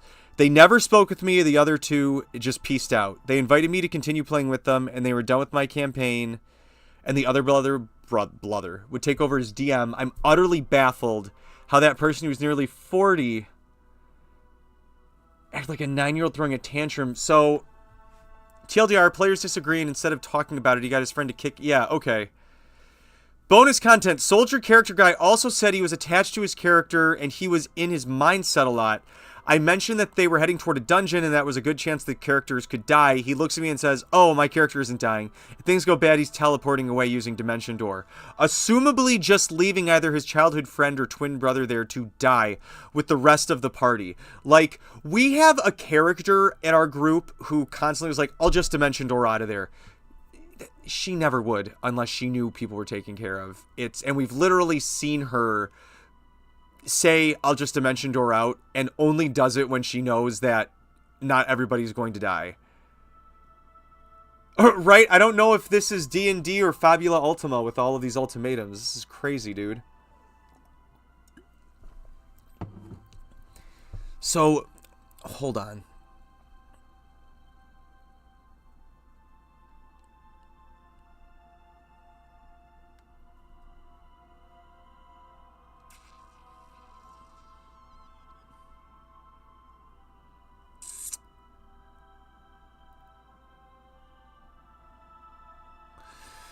So, is the inciting player the one who went with the Eloquence Bard, I'm assuming?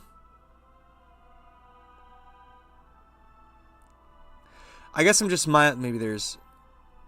No, I'm acting as a soldier.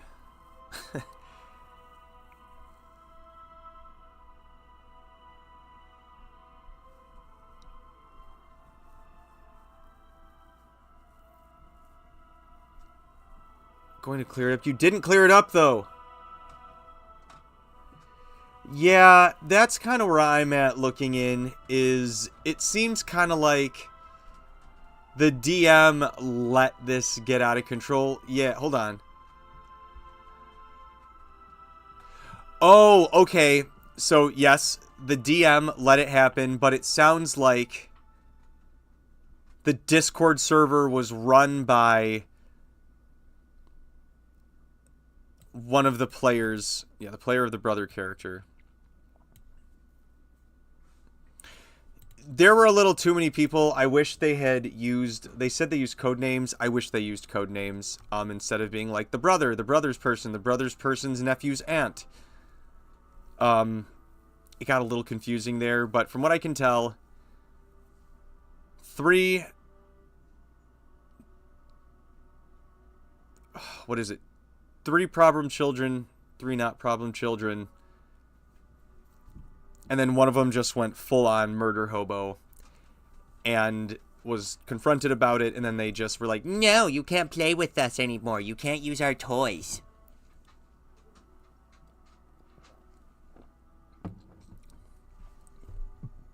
Exactly, my mother's brother's nephew, sister's cousin's friend's daughter's best friend twice removed. Oh, that's crazy. The Talify managed to escape the formation of a that guy.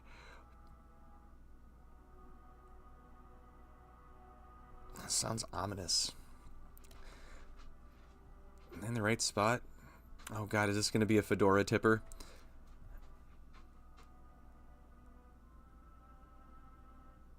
Oh man, and I like fedoras. I hate that they became so fucking cringy. This is my first time submitting a horror story, but I've been listening to a lot of la la la. And I thought this would be a fun story to tell. Not so much a horror story, but like how I managed to avoid one. I'm a first-time GM about to run a Pathfinder campaign. Nice. Our session 0 is next Thursday. Wish me luck. I want to play Pathfinder so bad. I want to DM Pathfinder so bad.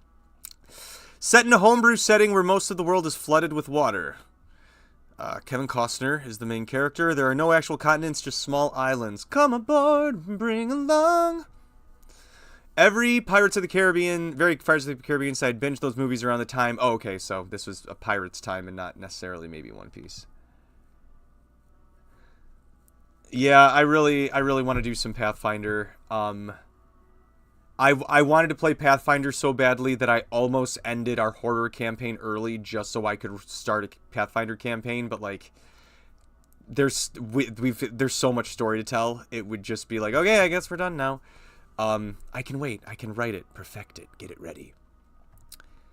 Or we can just start it, like, sometime during the summer. I give everybody the laydown of the setting. Oh, sorry. Came up with the idea for the campaign. I offhandedly mentioned wanting to start a campaign to a friend, and a friend of a friend, they got everybody. They want to play. Neat. Becomes really enthusiastic with their characters when they give them the lowdown and the concept, and the enthusiasm quickly rubs off on me since I really felt really awesome to have a person already invested, in the world. A person already invested in the world. I get everything sorted with him, but I'm still feeling that itch to talk about the campaign, so I talk to another guy in the campaign, a very close friend of mine, besties even. We know things about each other that no man should ever know. That's how close we are. I don't know, I feel like. I don't know. I talked to him about a person's character, and he says he wants to play a former pirate captain that lost his position after a mutiny. I say sure, but add on this character should probably not have been a captain for that long since he would be starting off at level 3. Okay. He's fine with this and tells me that he'll send me more about his character over Discord. We parted ways, and all was well until I got that fated message. Later that day, he sends me a very long text describing his character's backstory, saying that ever since he was a child, he would find any animal he could Trigger warning, everyone. Sorry about that.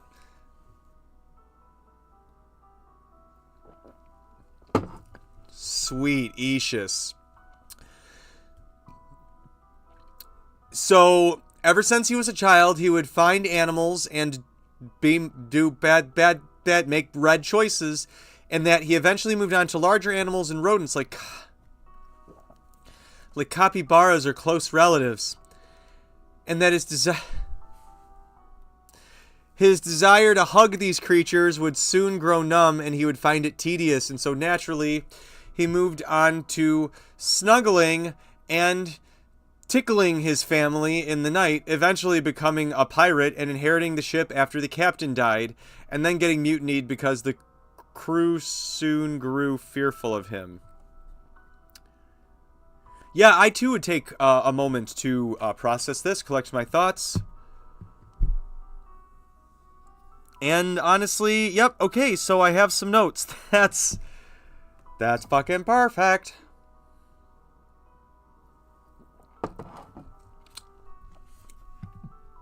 Yeah, I don't know. Capybaras must have been like... I think they might have been playing with like the Caribbean being within like the sort of southern hemisphere. Maybe... Well, let's see. Later, let's check this. That's not how you spell capybaras. Do capybaras live... I promise I can spell. I've just got like 3 pop bottles on my microphone here. Yeah, I know they live in the rainforest. Live in the Caribbean.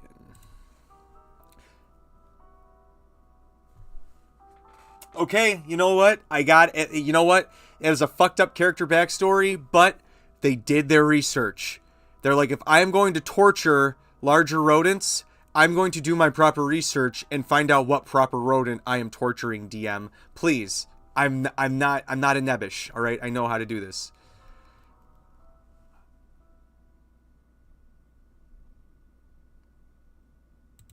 Yikes. I then explained how this character could potentially be a horrible idea. Not exactly like that, of course. I wanted to be polite and keep an open mind. Yeah, you can always, like... Oh, yeah. That's a... Ugh, yeah, not on my team, dude. Exactly. Even for an all-evil campaign, the party's going to be like, you know what? No, that's okay. We'll find somebody else for our Parcheesi team. Thank you. Mainly mentioning I want a more lighthearted campaign and that the character concept would be very easily led down the murder hobo route if he wasn't careful, and that there is a very high chance that this character, as he was at the moment, would cause a lot of conflict in the party. Still, I was very open, telling him that he didn't need to get rid of all the edge, just some of it, make it a butter knife.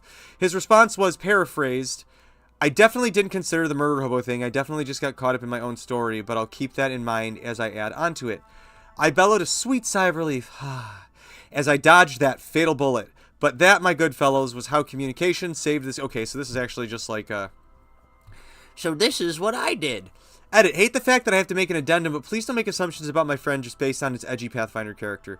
I will say, in Pathfinder, it is very easy to make edgy characters. Just with the world feels like closer to the Warhammer sort of spectrum of dark fantasy. Whereas, like, D&D is, like, definite high fantasy, and I know there's other things. There's, like, Big Eye, Small Mouth, and things that go even harder into, like, stylistic. And then there's Pathfinder, which is, like, I think kind of the sweet zone between dark fantasy and high fantasy. And then there's Warhammer, which is just, like, dark fantasy to the extreme.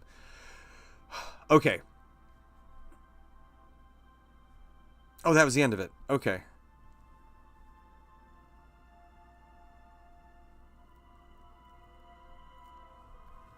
Jeez, oh Pete's. Yeah, that was weird. Yeah, I'm really I think I'm gonna text Discord message my players and be like,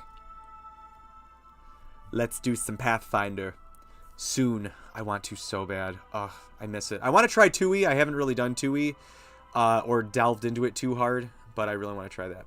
All right. So let's see. That's a really short one. We'll do that. Need advice on how to approach a DM about their game. So here's the deal.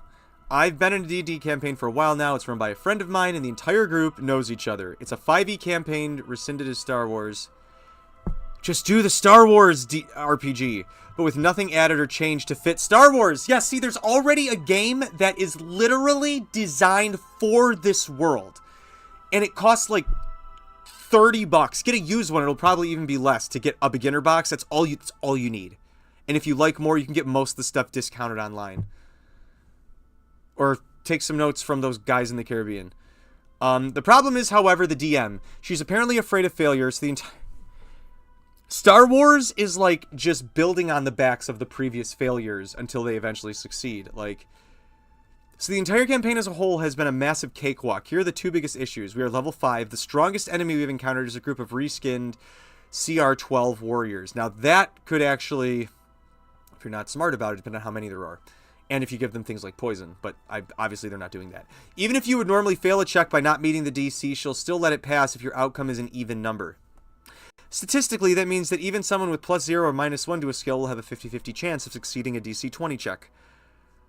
Oh, boy.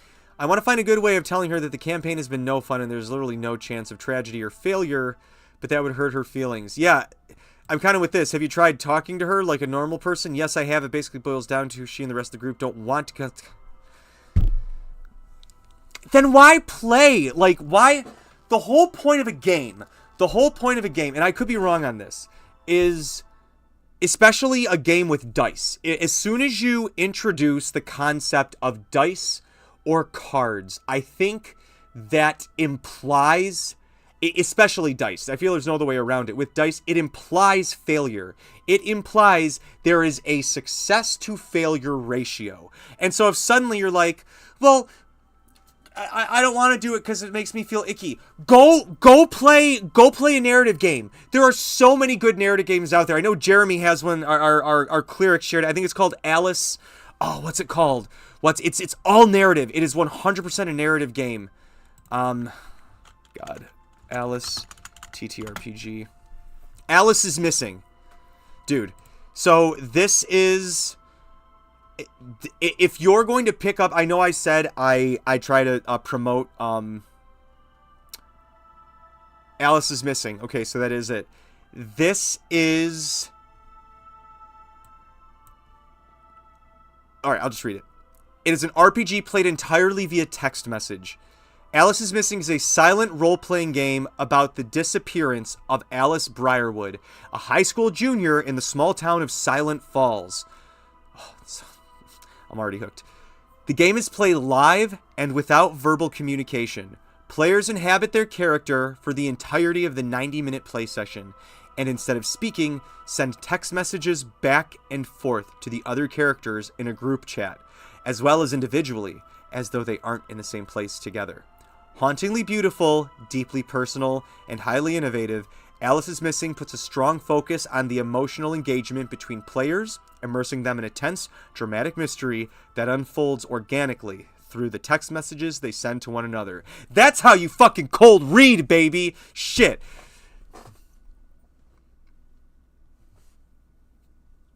Oh, I don't know if it's a Flash game, but let's see. So there's a physical version. How much does that cost? Woof.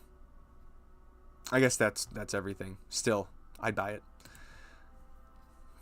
But I'm pretty sure we have the PDF. Oh, dude. It's on sale right now for $12. Go buy it. Also... Oh, and if you play Roll20, it'll just roll the whole module. It'll help kind of like facilitate probably chat and stuff for you. Oh, that's really cool. Like you open up like whisper windows and stuff. That'd be really cool. But yeah, check that out. That is an entirely RP game. Like if that's what you want to do, do that. That's just a game. You're playing a game instead of like, well, I don't want icky consequences. And it's like, then why are you playing a game that has consequences implied? Like, what happens if they roll a nat 1? In Star Wars, that could be nasty. Oh, that's aggravating, dude. Like, if they want to play that way, find different games. Find completely narrative shit. I'm sure I have something. You know what they should find? If you want something that doesn't have, like, huge consequences?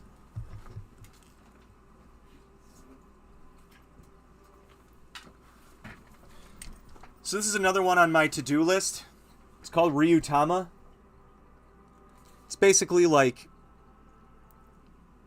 Ghibli, but fantasy. Or Ghibli. It is called a natural fantasy role-playing game, and it's kind of like cozy RPG.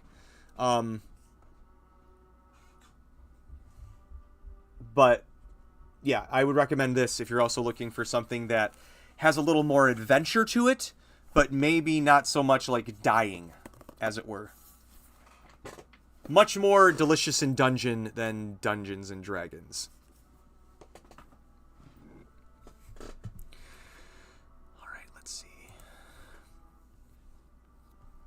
Ooh. Need advice. Beginner player or problem player? I'm posing from an alt account since my main account is known by my players and also by my community. I'm a medium-sized Twitch streamer, one of the largest in small community. I joined a 5e group as a GM from looking for group about a week ago, and we played our first session yesterday, but I'm starting to get more than a little concerned about one of my players. Some background. There's me, the GM. Oh, you're a literal child. 13 female, 14 female, 15 female, 18 male, 18 male, and the ranger, the potential problem, 18 male. Sorcerer and warlock are total beginners, so new that I threw together a couple one-shots to play as a sort of tutorial. This is a freaking eloquent 13-year-old dude. Good, like, holy shit, no wonder there's such a great streamer. Like, good for them. Wow. Total beginners, I threw together a couple one-shots to play sort of tutorial. I love to do that too. They set up the group originally. That's what we should do for our Pathfinder session, honestly. Just some one-shots with the party all together. They set up the group organically and had invited Ranger before me. He originally was going to... That's probably why he's the problem player. GM for them, but decided he'd rather be a player when I joined. The rest of the group have varying levels of experience. I've GM'd a couple of campaigns for my family, as well as a PvP campaign online and an ongoing Pathfinder 1e campaign, and I started with my family as a player when I was 6 to 7, so I'm actually pretty knowledgeable about the system. Good for them, dude. I used to know Pathfinder better than 1e. I'm probably about equal now. 2e is where I want to get better. Ranger has played a single campaign before, which he says fell apart, and a lot of Baldur's Gate 3. Paladin has some experience with tabletops, but doesn't know 5e super well, was never used Roll20 before. Mystic is well experienced. Oh, did I miss Mystic? I did. It's one of the 18-year-olds. And has definitely been the most helpful player in a few different ways. Oh yeah, the person playing the unofficial but still functional WotC class is the one with the most experience, I'll bet. I did way too much prep. Don't I know it, sister. I did way too much prep given less than a week to set up the first game, and I made sure to treat it more as a session 0.5 than a session 1. Yep. We have rules channel on our Discord, which include a number of pretty generic expectations. I make this too. If I can find it on my...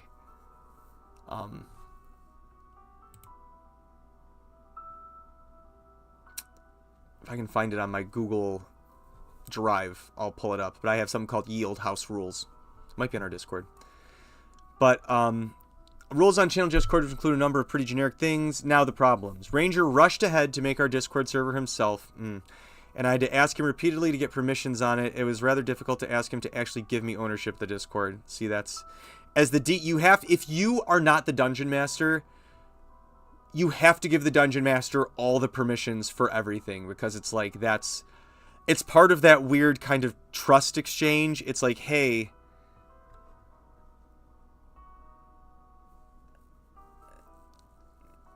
the Ranger, I think, is a beginner player. She is not.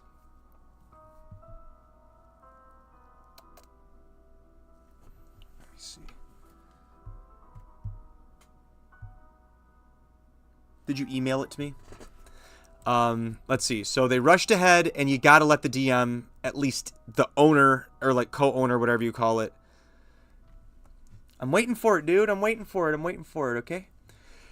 The Ranger would often step in commandingly and try to answer questions about how the game would be run. That's because you wanted to be the Dungeon Master. You should have just been the Dungeon Master. I'm sure this person would have been happy being a player. And even a question about a character creation or other players without consulting me at all. I have somebody at the table who is like super knowledgeable about the game, and they never do this. You can send it to Raven Council.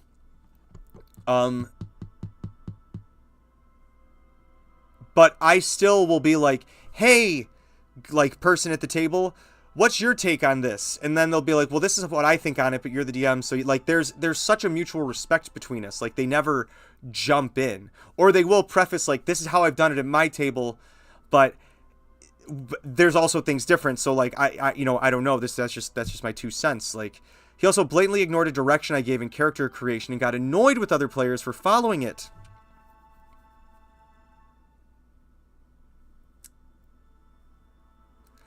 It wasn't crazy, just telling players they could make PCs different ages. Well, yeah, dude, most of them are like 15 and 14. Jesus Christ.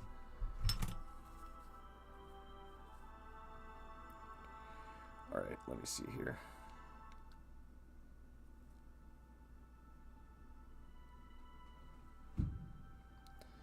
It's coming, I'm sure. Okay. Let me finish the story while I wait for it. When I posted images of some NPCs the PCs would know, Ranger repeatedly asked me about one's sexuality. Come on, man. Don't make it weird like that. Don't make it weird like that. Ranger started a private group chat with me, with the other PCs, to come up with plans, etc. that I would not be privy to. He only asked me if it was okay after Mystic asked me if he had. I later found out he lied and told Mystic he did ask before he actually asked me. It sounds like this guy wants to just be the Dungeon Master, but not have to do any prep.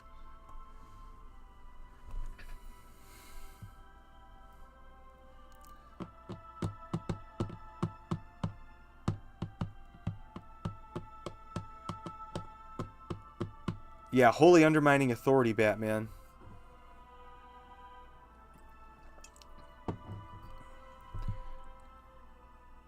Let me see. In the private group chat, he told PCs it would be good to befriend an Owlin NPC because he thinks the Owlin would make a good boyfriend for his character.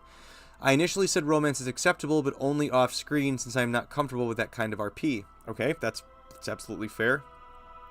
In the first game, I had to repeatedly stop him from backseat GMing.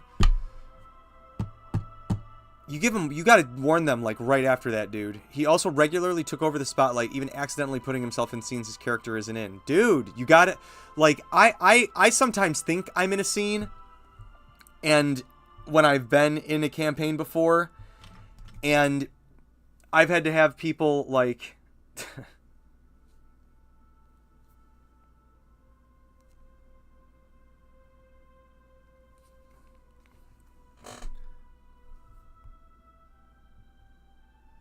Is this it?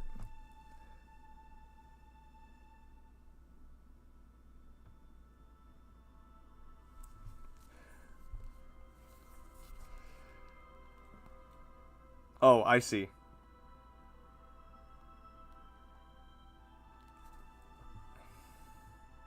Here we go.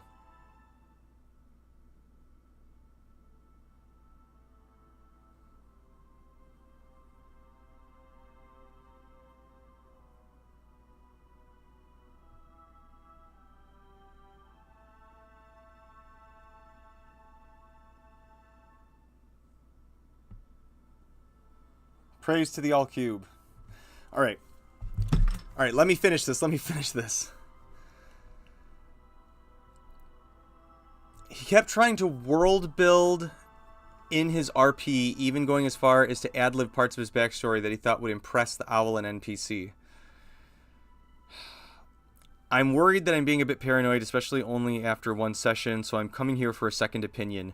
New player, pretending to be more confident than it really is, or problem player? Problem player. Thanks for your time, sorry to bother. Oh, edit.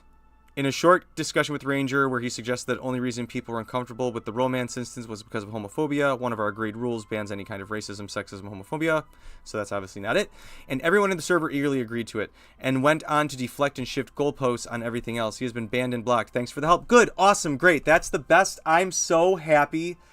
I'm so happy that that's how that ended, is that they just banned and blocked him. Like, and I gotta say, I'm gonna give him a little upvote for that. But I gotta say, like, yeet the Ranger, save your world. 3 alone is already enough. Nah. I think 6 is the max. If you're comfortable with the system. But this person's clearly comfortable with the system. Like, again, it wasn't be like, oh my god, it's a 13-year-old, I shouldn't take it seriously. I'm just like, this is... Like, I hope they go on to keep writing shit. Like, this is very well... This has been the best written story out of everything I've fucking read today. So, I'm... it's, you know, I'm just surprised, and also, like, handled that, I think, very well. And, like, kudos to this, like, honestly, like, kudos to this person, whoever wrote this, anonymous, Himitsu Nohana. I really fucked that up from how I'm sure it's supposed to be said. Himitsu Nohana is that... Kudos to them for picking up on this, like, right away. I feel so many D&D horror stories start with them being like, I don't know, I didn't really think anything of it the first time. Like, so good that they were able to, like, after session 1, come on to here and write this long of a thing of, I kind of noticed this. And now, to be fair, it sounds like this guy did a whole bunch of shit, like, right away. Like, bam, bam, bam, bam, with it just, like, in quick, sequential order. And so... Regardless, like, they acted quick and accordingly, so good for them, how it should be handled. Don't need that. Ooh. I'm going to talk about some RPG things. I've got some PDFs I can actually show you guys that I'm open with. And then we can just riff for a few minutes before I have to go elsewhere. This is... It's written for 5e, but honestly, I think it can work for almost anything. It's more about just how damage dice is doled out, but this is a PDF that I share with my group. You can find it for like $2, I think, on most sites, or talk to Jack Sparrow. But this is from Kobold Press. It's called Beyond Damage Dice, and it is... Hold on. This is super zoomed in. Actually, that'll be fine to read. But basically, what this offers... Here's all the credits, Kobold Press. So it's more than just like taking your sword and whacking somebody with it. All of these things are going to offer you basically other options than if you're like, I want to hit them. I'm trying to think of Sirmia in our group. She's the paladin. She uses a greatsword. So this is basically, these aren't feats. These are just other options you can do with melee weapons. So you can make your fighters feel like fighters in movies where they use their weapons in interesting ways. And they apply like actual mechanics to it. So let's just say for a greatsword, Arcing Slash. When you attack with a greatsword, you can choose to target 2 creatures within your reach on a single attack. This attack uses the same attack roll for both targets and deals slashing damage equal to 1d6 plus your strength mod for each target. So it's obviously almost equal damage kind of spread out, but it lets you do more field control with that. Let's find something that's a little bit more short sword, close quarters combat. When you successfully grapple a creature or escape a grapple, you may make a single attack with a short sword as a bonus action. Additionally, whenever a creature fails to escape a grapple, you can make a single attack with a short sword. So this is like you're holding them in with your sword, or you can butt them with that, or stab, short draw. As an attack, you can draw a sheathed one-handed weapon and make an attack roll to strike the enemy with its pommel, which is great. So you can just like just like pop with the bottom of the sword. It deals no damage, but the next attack against them has advantage because they're dazed. That's fantastic. You have to have one free hand to make this action. That's so fantastic and easy to... There's a couple people that have short draw. Scimitar, short sword. One for rapier is lock blades. When a creature attacks you with a weapon, you can use your reaction to make an attack roll with your rapier. If the roll equals or succeeds, it misses. You just like, ting, bash. That's fit. Like, these are just things that you can do. Give this to your people. Anybody can use this. Your bard who uses a rapier can use this. Make them feel like they're more useful than just... She is a real-life eloquent bard. I just saw that. This makes them feel more useful than just like the sharp, pointy stick. We have... not a lance. I believe it's either halberd or axe. But one of our guys in our group, and like honestly, you can see there's thrown weapons, ranged weapons. These are all things that you can do to add flair to it.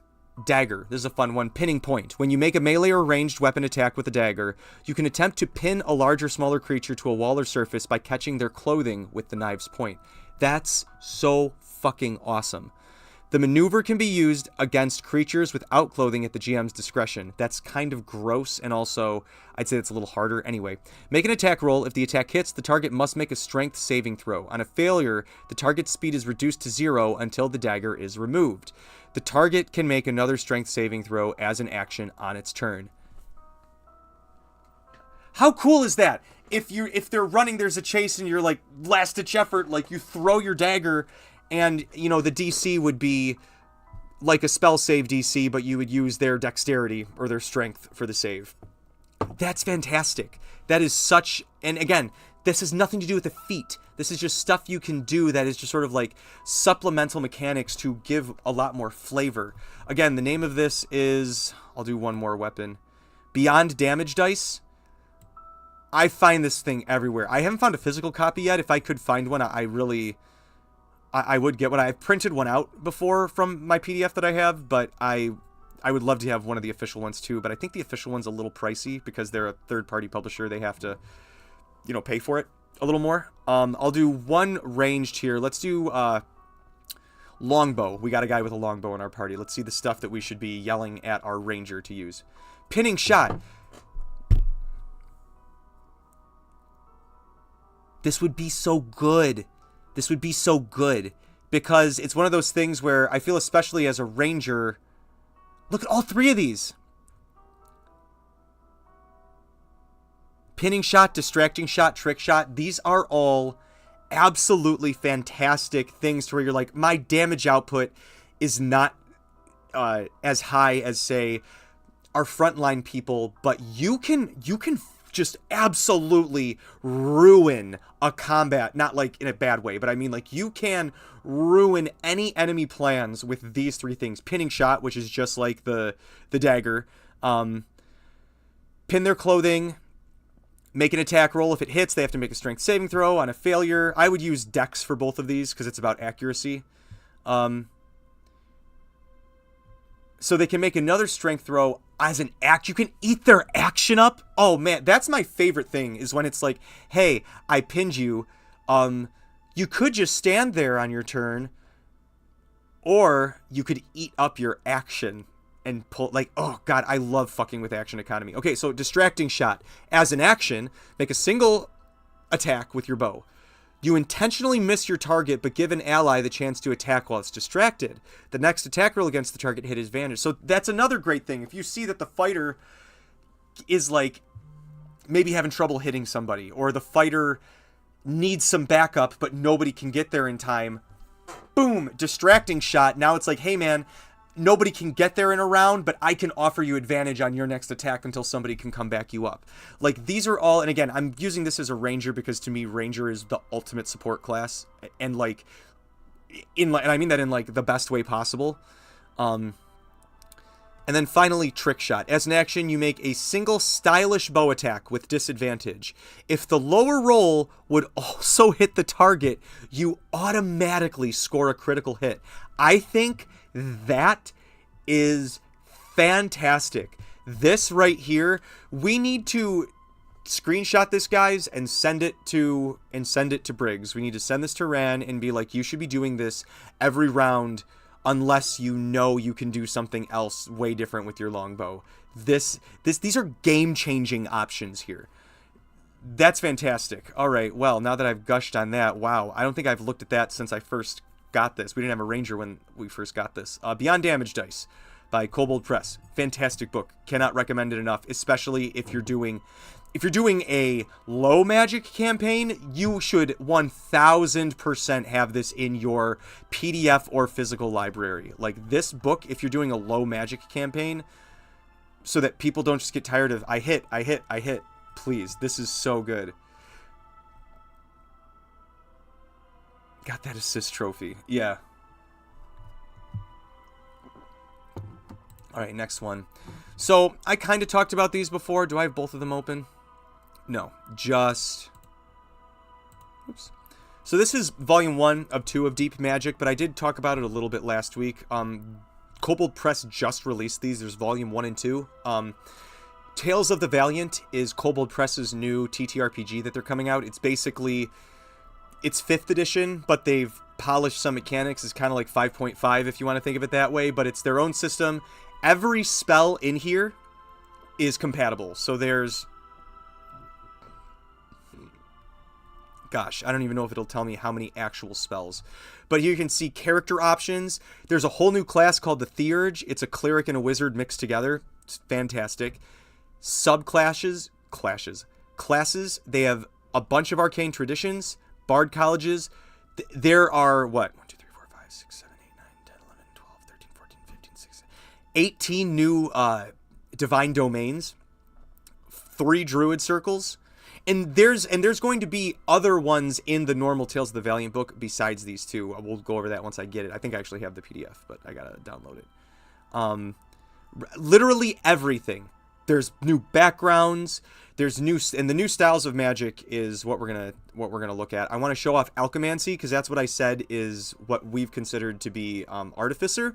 And then blood magic is in here too. Good. Those are the two I wanted to show off because I talked about them last time. So what pages were we on for that? Alchemancy is 69. Nice. And blood magic is 75.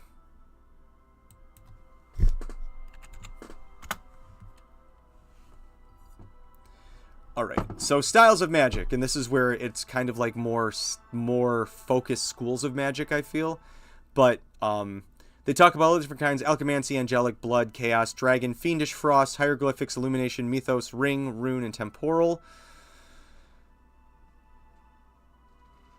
I think those are all of them, but there might be even more in volume 2. But let's just keep going to alchemancy. So basically, it is using items, infusing items with power. Does that sound familiar? One more anime face. Yu Yu Hakusho.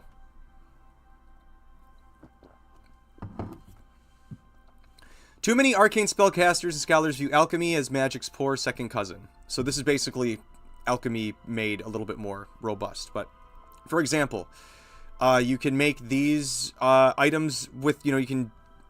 Yellow brimstone resents what you can do to activate them. So these are like things that you can infuse. Brimstone, lead, quicksilver, void salt, salt, and that talks about items you might need. But here's alchemancy magical items you can make through this. Let's look at like the Alembic of Unmaking. Very rare, wondrous item. It's a glass retort supported by a bronze tripod. If a magic item is placed inside it and fire lit beneath it, the magic item dissolves and its magical energy drains into the smaller container. Artifacts, legendary items, and any item that won't physically fit into the Alembic can't be dissolved. It gives you a size minimum. Full dissolution and distillation of an item's magic energy takes 1 hour, but 10 minutes is enough time to render most items non-magical. Holy shit.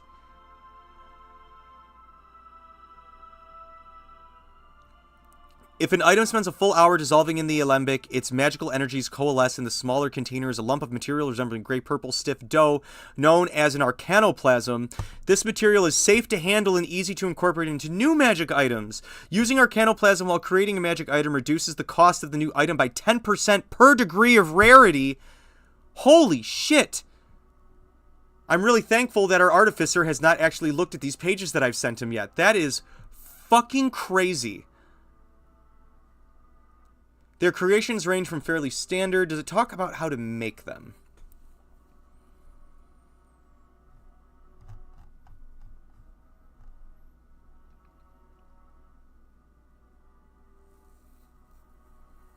Power of Alchemancy. Start by, okay, creating your own style. If you don't see magic style, okay, that's not here. Brimstone. So these are all things that you would obviously want to have your alchemist try and search for. These are their recommended spell list. If it's got the little star next to it, these are ones that appear in here.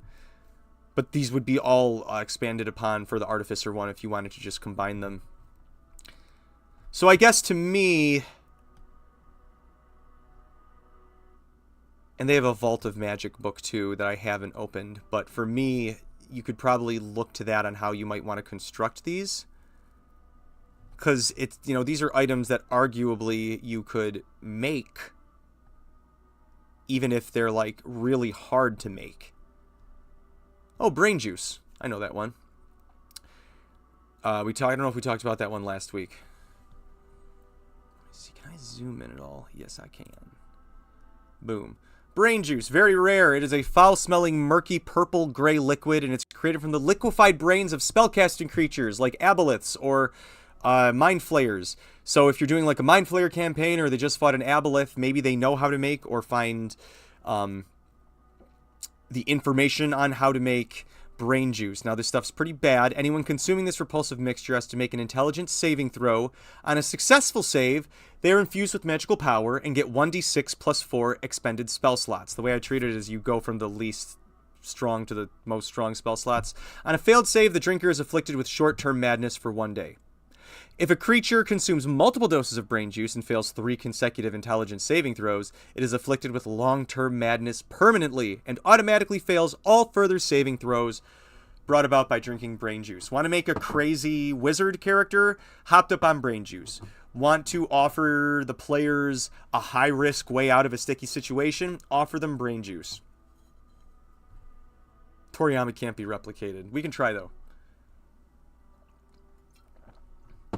But, so you can see that they've got, potion pill form. Oh, dude, Cassidy, I actually kind of wish he had read this now. This is great. If you could just make like like an invisibility potion, like a pill, or a health potion, you can hide them easier. That's great. A potion in pill form costs 5 times as much as the regular version of the potion. I agree with that. I think that's absolutely fair in terms of like what it would take. Girdle of Traveling Alchemy. I feel like he could really use that too. So these are really, really nice options for your Artificer. The next one I'm going to do was Blood. Here we go. Blood Magic. We actually, in our Vampire campaign, one of the things that I wish I had, and again, if I hadn't just thrown masses of vampires at the group and focused more on tactical situations, I think I could have focused more on the blood magic aspect, because it was like, why wouldn't the vampires know blood magic? That makes too much sense. But blood is life, blood is magic closely tied to the dark gods, blood sacrifices, and malevolent casters. Typically, the style of magic is found amongst vengeful druids, dark magical societies, cultists of forbidden gods, and lone arcane practitioners with a wanton disregard for others. This section presents a sampling of spells in alignment, so this is what they think you would use if you made a blood mage. And again, this goes up to 5th level. I don't think it goes higher than that. No, then it does chaos magic. They just have a literal D100 like results, and we can look at those in a second if you're looking for more wild magic options. But a lot of the blood ones, I think almost all of the blood ones, yeah, every spell on the blood magic list is in this book. They're all new original ones. We'll look at some of them. I'll go to the first level ones in a minute. Chaos magic, but this is just like wild magic. Again, you got to keep in mind a lot of this book was made with the intention of being kind of like their answer of not just offering supplemental spells for 5e, but also being like, hey, here's kind of our game's version of some spellcasting stuff too. So instead of your wild magic, here's chaos magic. It's the same thing. But a D100, so like if you roll a D100, let's say you roll a 67, 67, a barrel of lamp oil appears adjacent to you, like for no reason. Like, let's say you're rolling 89, your tongue turns into a talking fish, which comments on everything you say. This does not affect your ability to cast spells. That's hilarious. Oh, that's so good.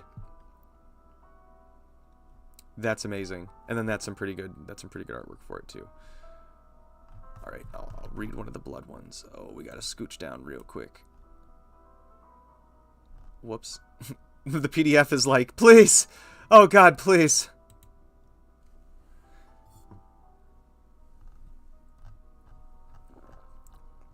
I went too far, guys.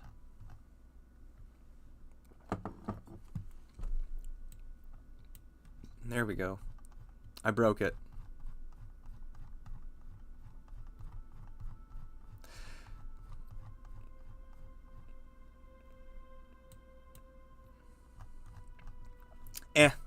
We'll look at some of the spells some other time. Last thing I wanted to show was this another Kobold Press book that I just happened to have a PDF version of.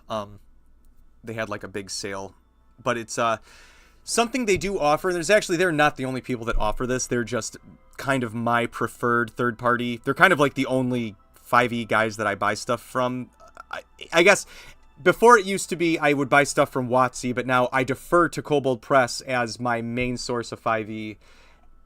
All other third-party publishers are now secondary. Before it was WotC, then Kobold, then they were tied. Then after WotC pulled all their horseshit last year, 2 years ago, it's just Kobold Press, which is why we're switching to Tales of the Valiant for our horror campaign once I get those books.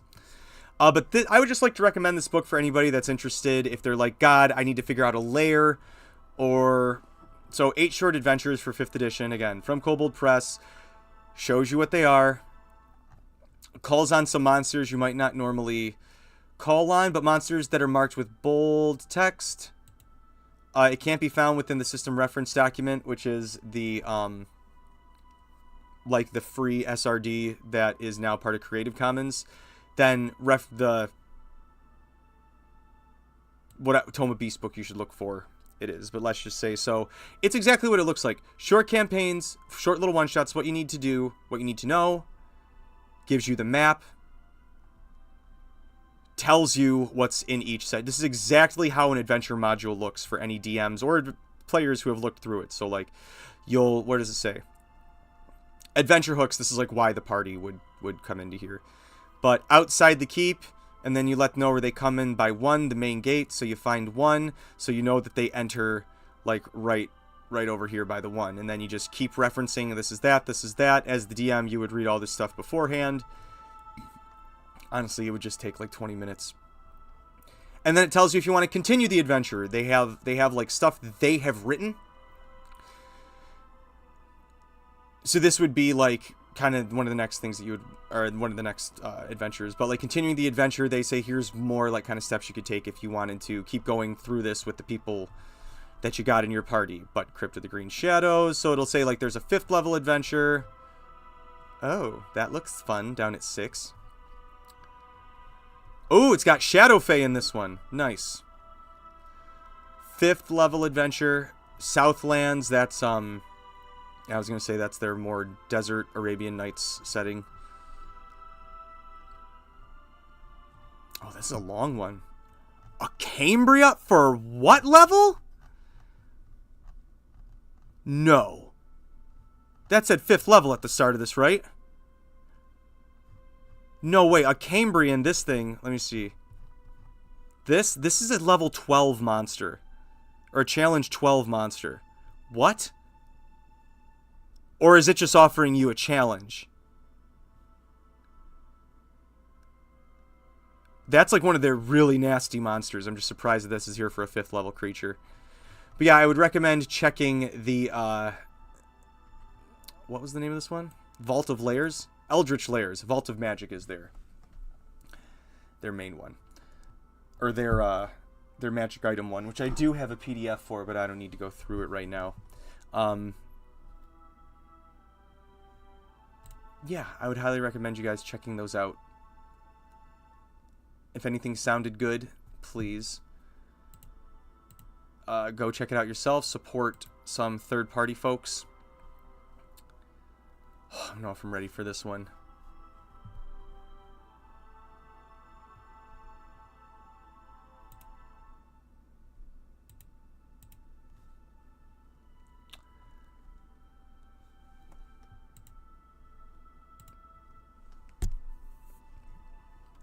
How's everybody's day going before we close this out? I've got some last minute stuff, but anything else you want to throw out there? Any last minute questions to the stream? Oh yeah, the chat definitely froze. I haven't seen anything come in from it.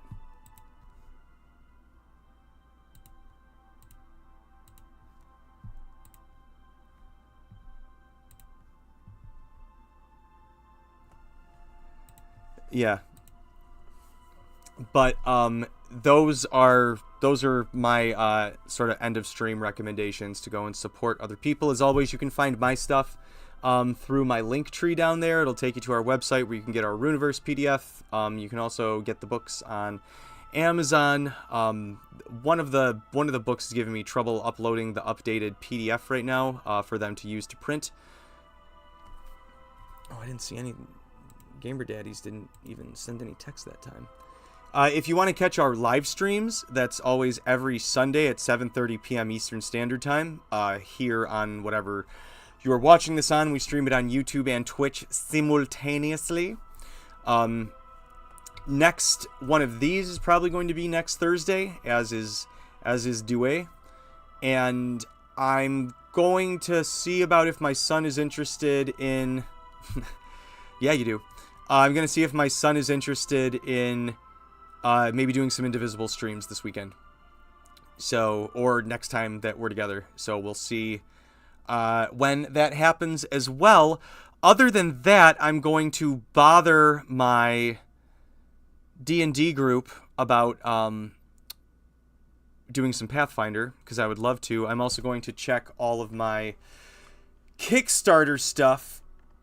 How do I play a monk? I'm going to check all my Kickstarter stuff for Tales of the Valiant information, but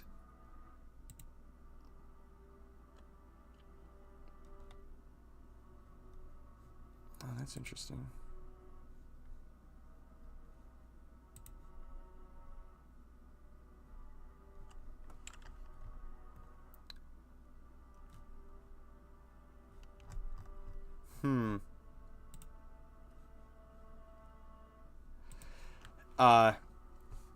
How do I play a monk? I guess to me, I've only really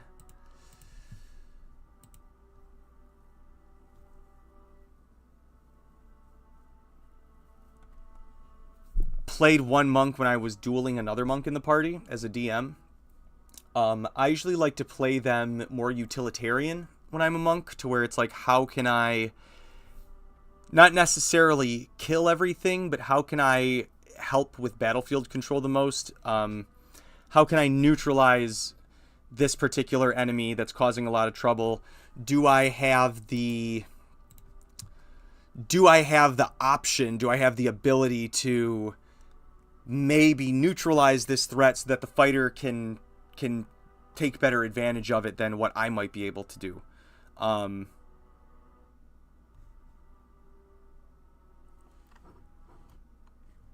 But, I mean, personally, I think that I never play a monk, like in terms of, like, you know, they're an ascetic, they're ascetic, I don't know how the fuck you say that word, but I don't play it like that. I play them more like a martial artist, so not necessarily like they're part of a monastic order. It's more like the style of martial arts that they train.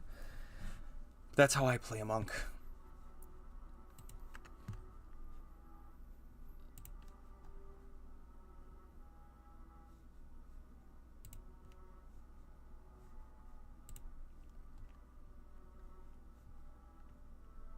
Yes, Pathfinder, indeed.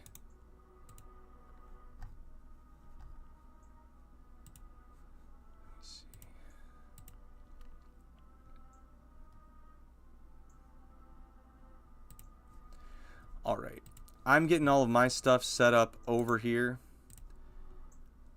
What I am going to be doing like I said, is probably doing some Indivisible, and then I want to do some art streams too while we talk. Just working on my art while we chit chat. So that'll definitely be next Thursday.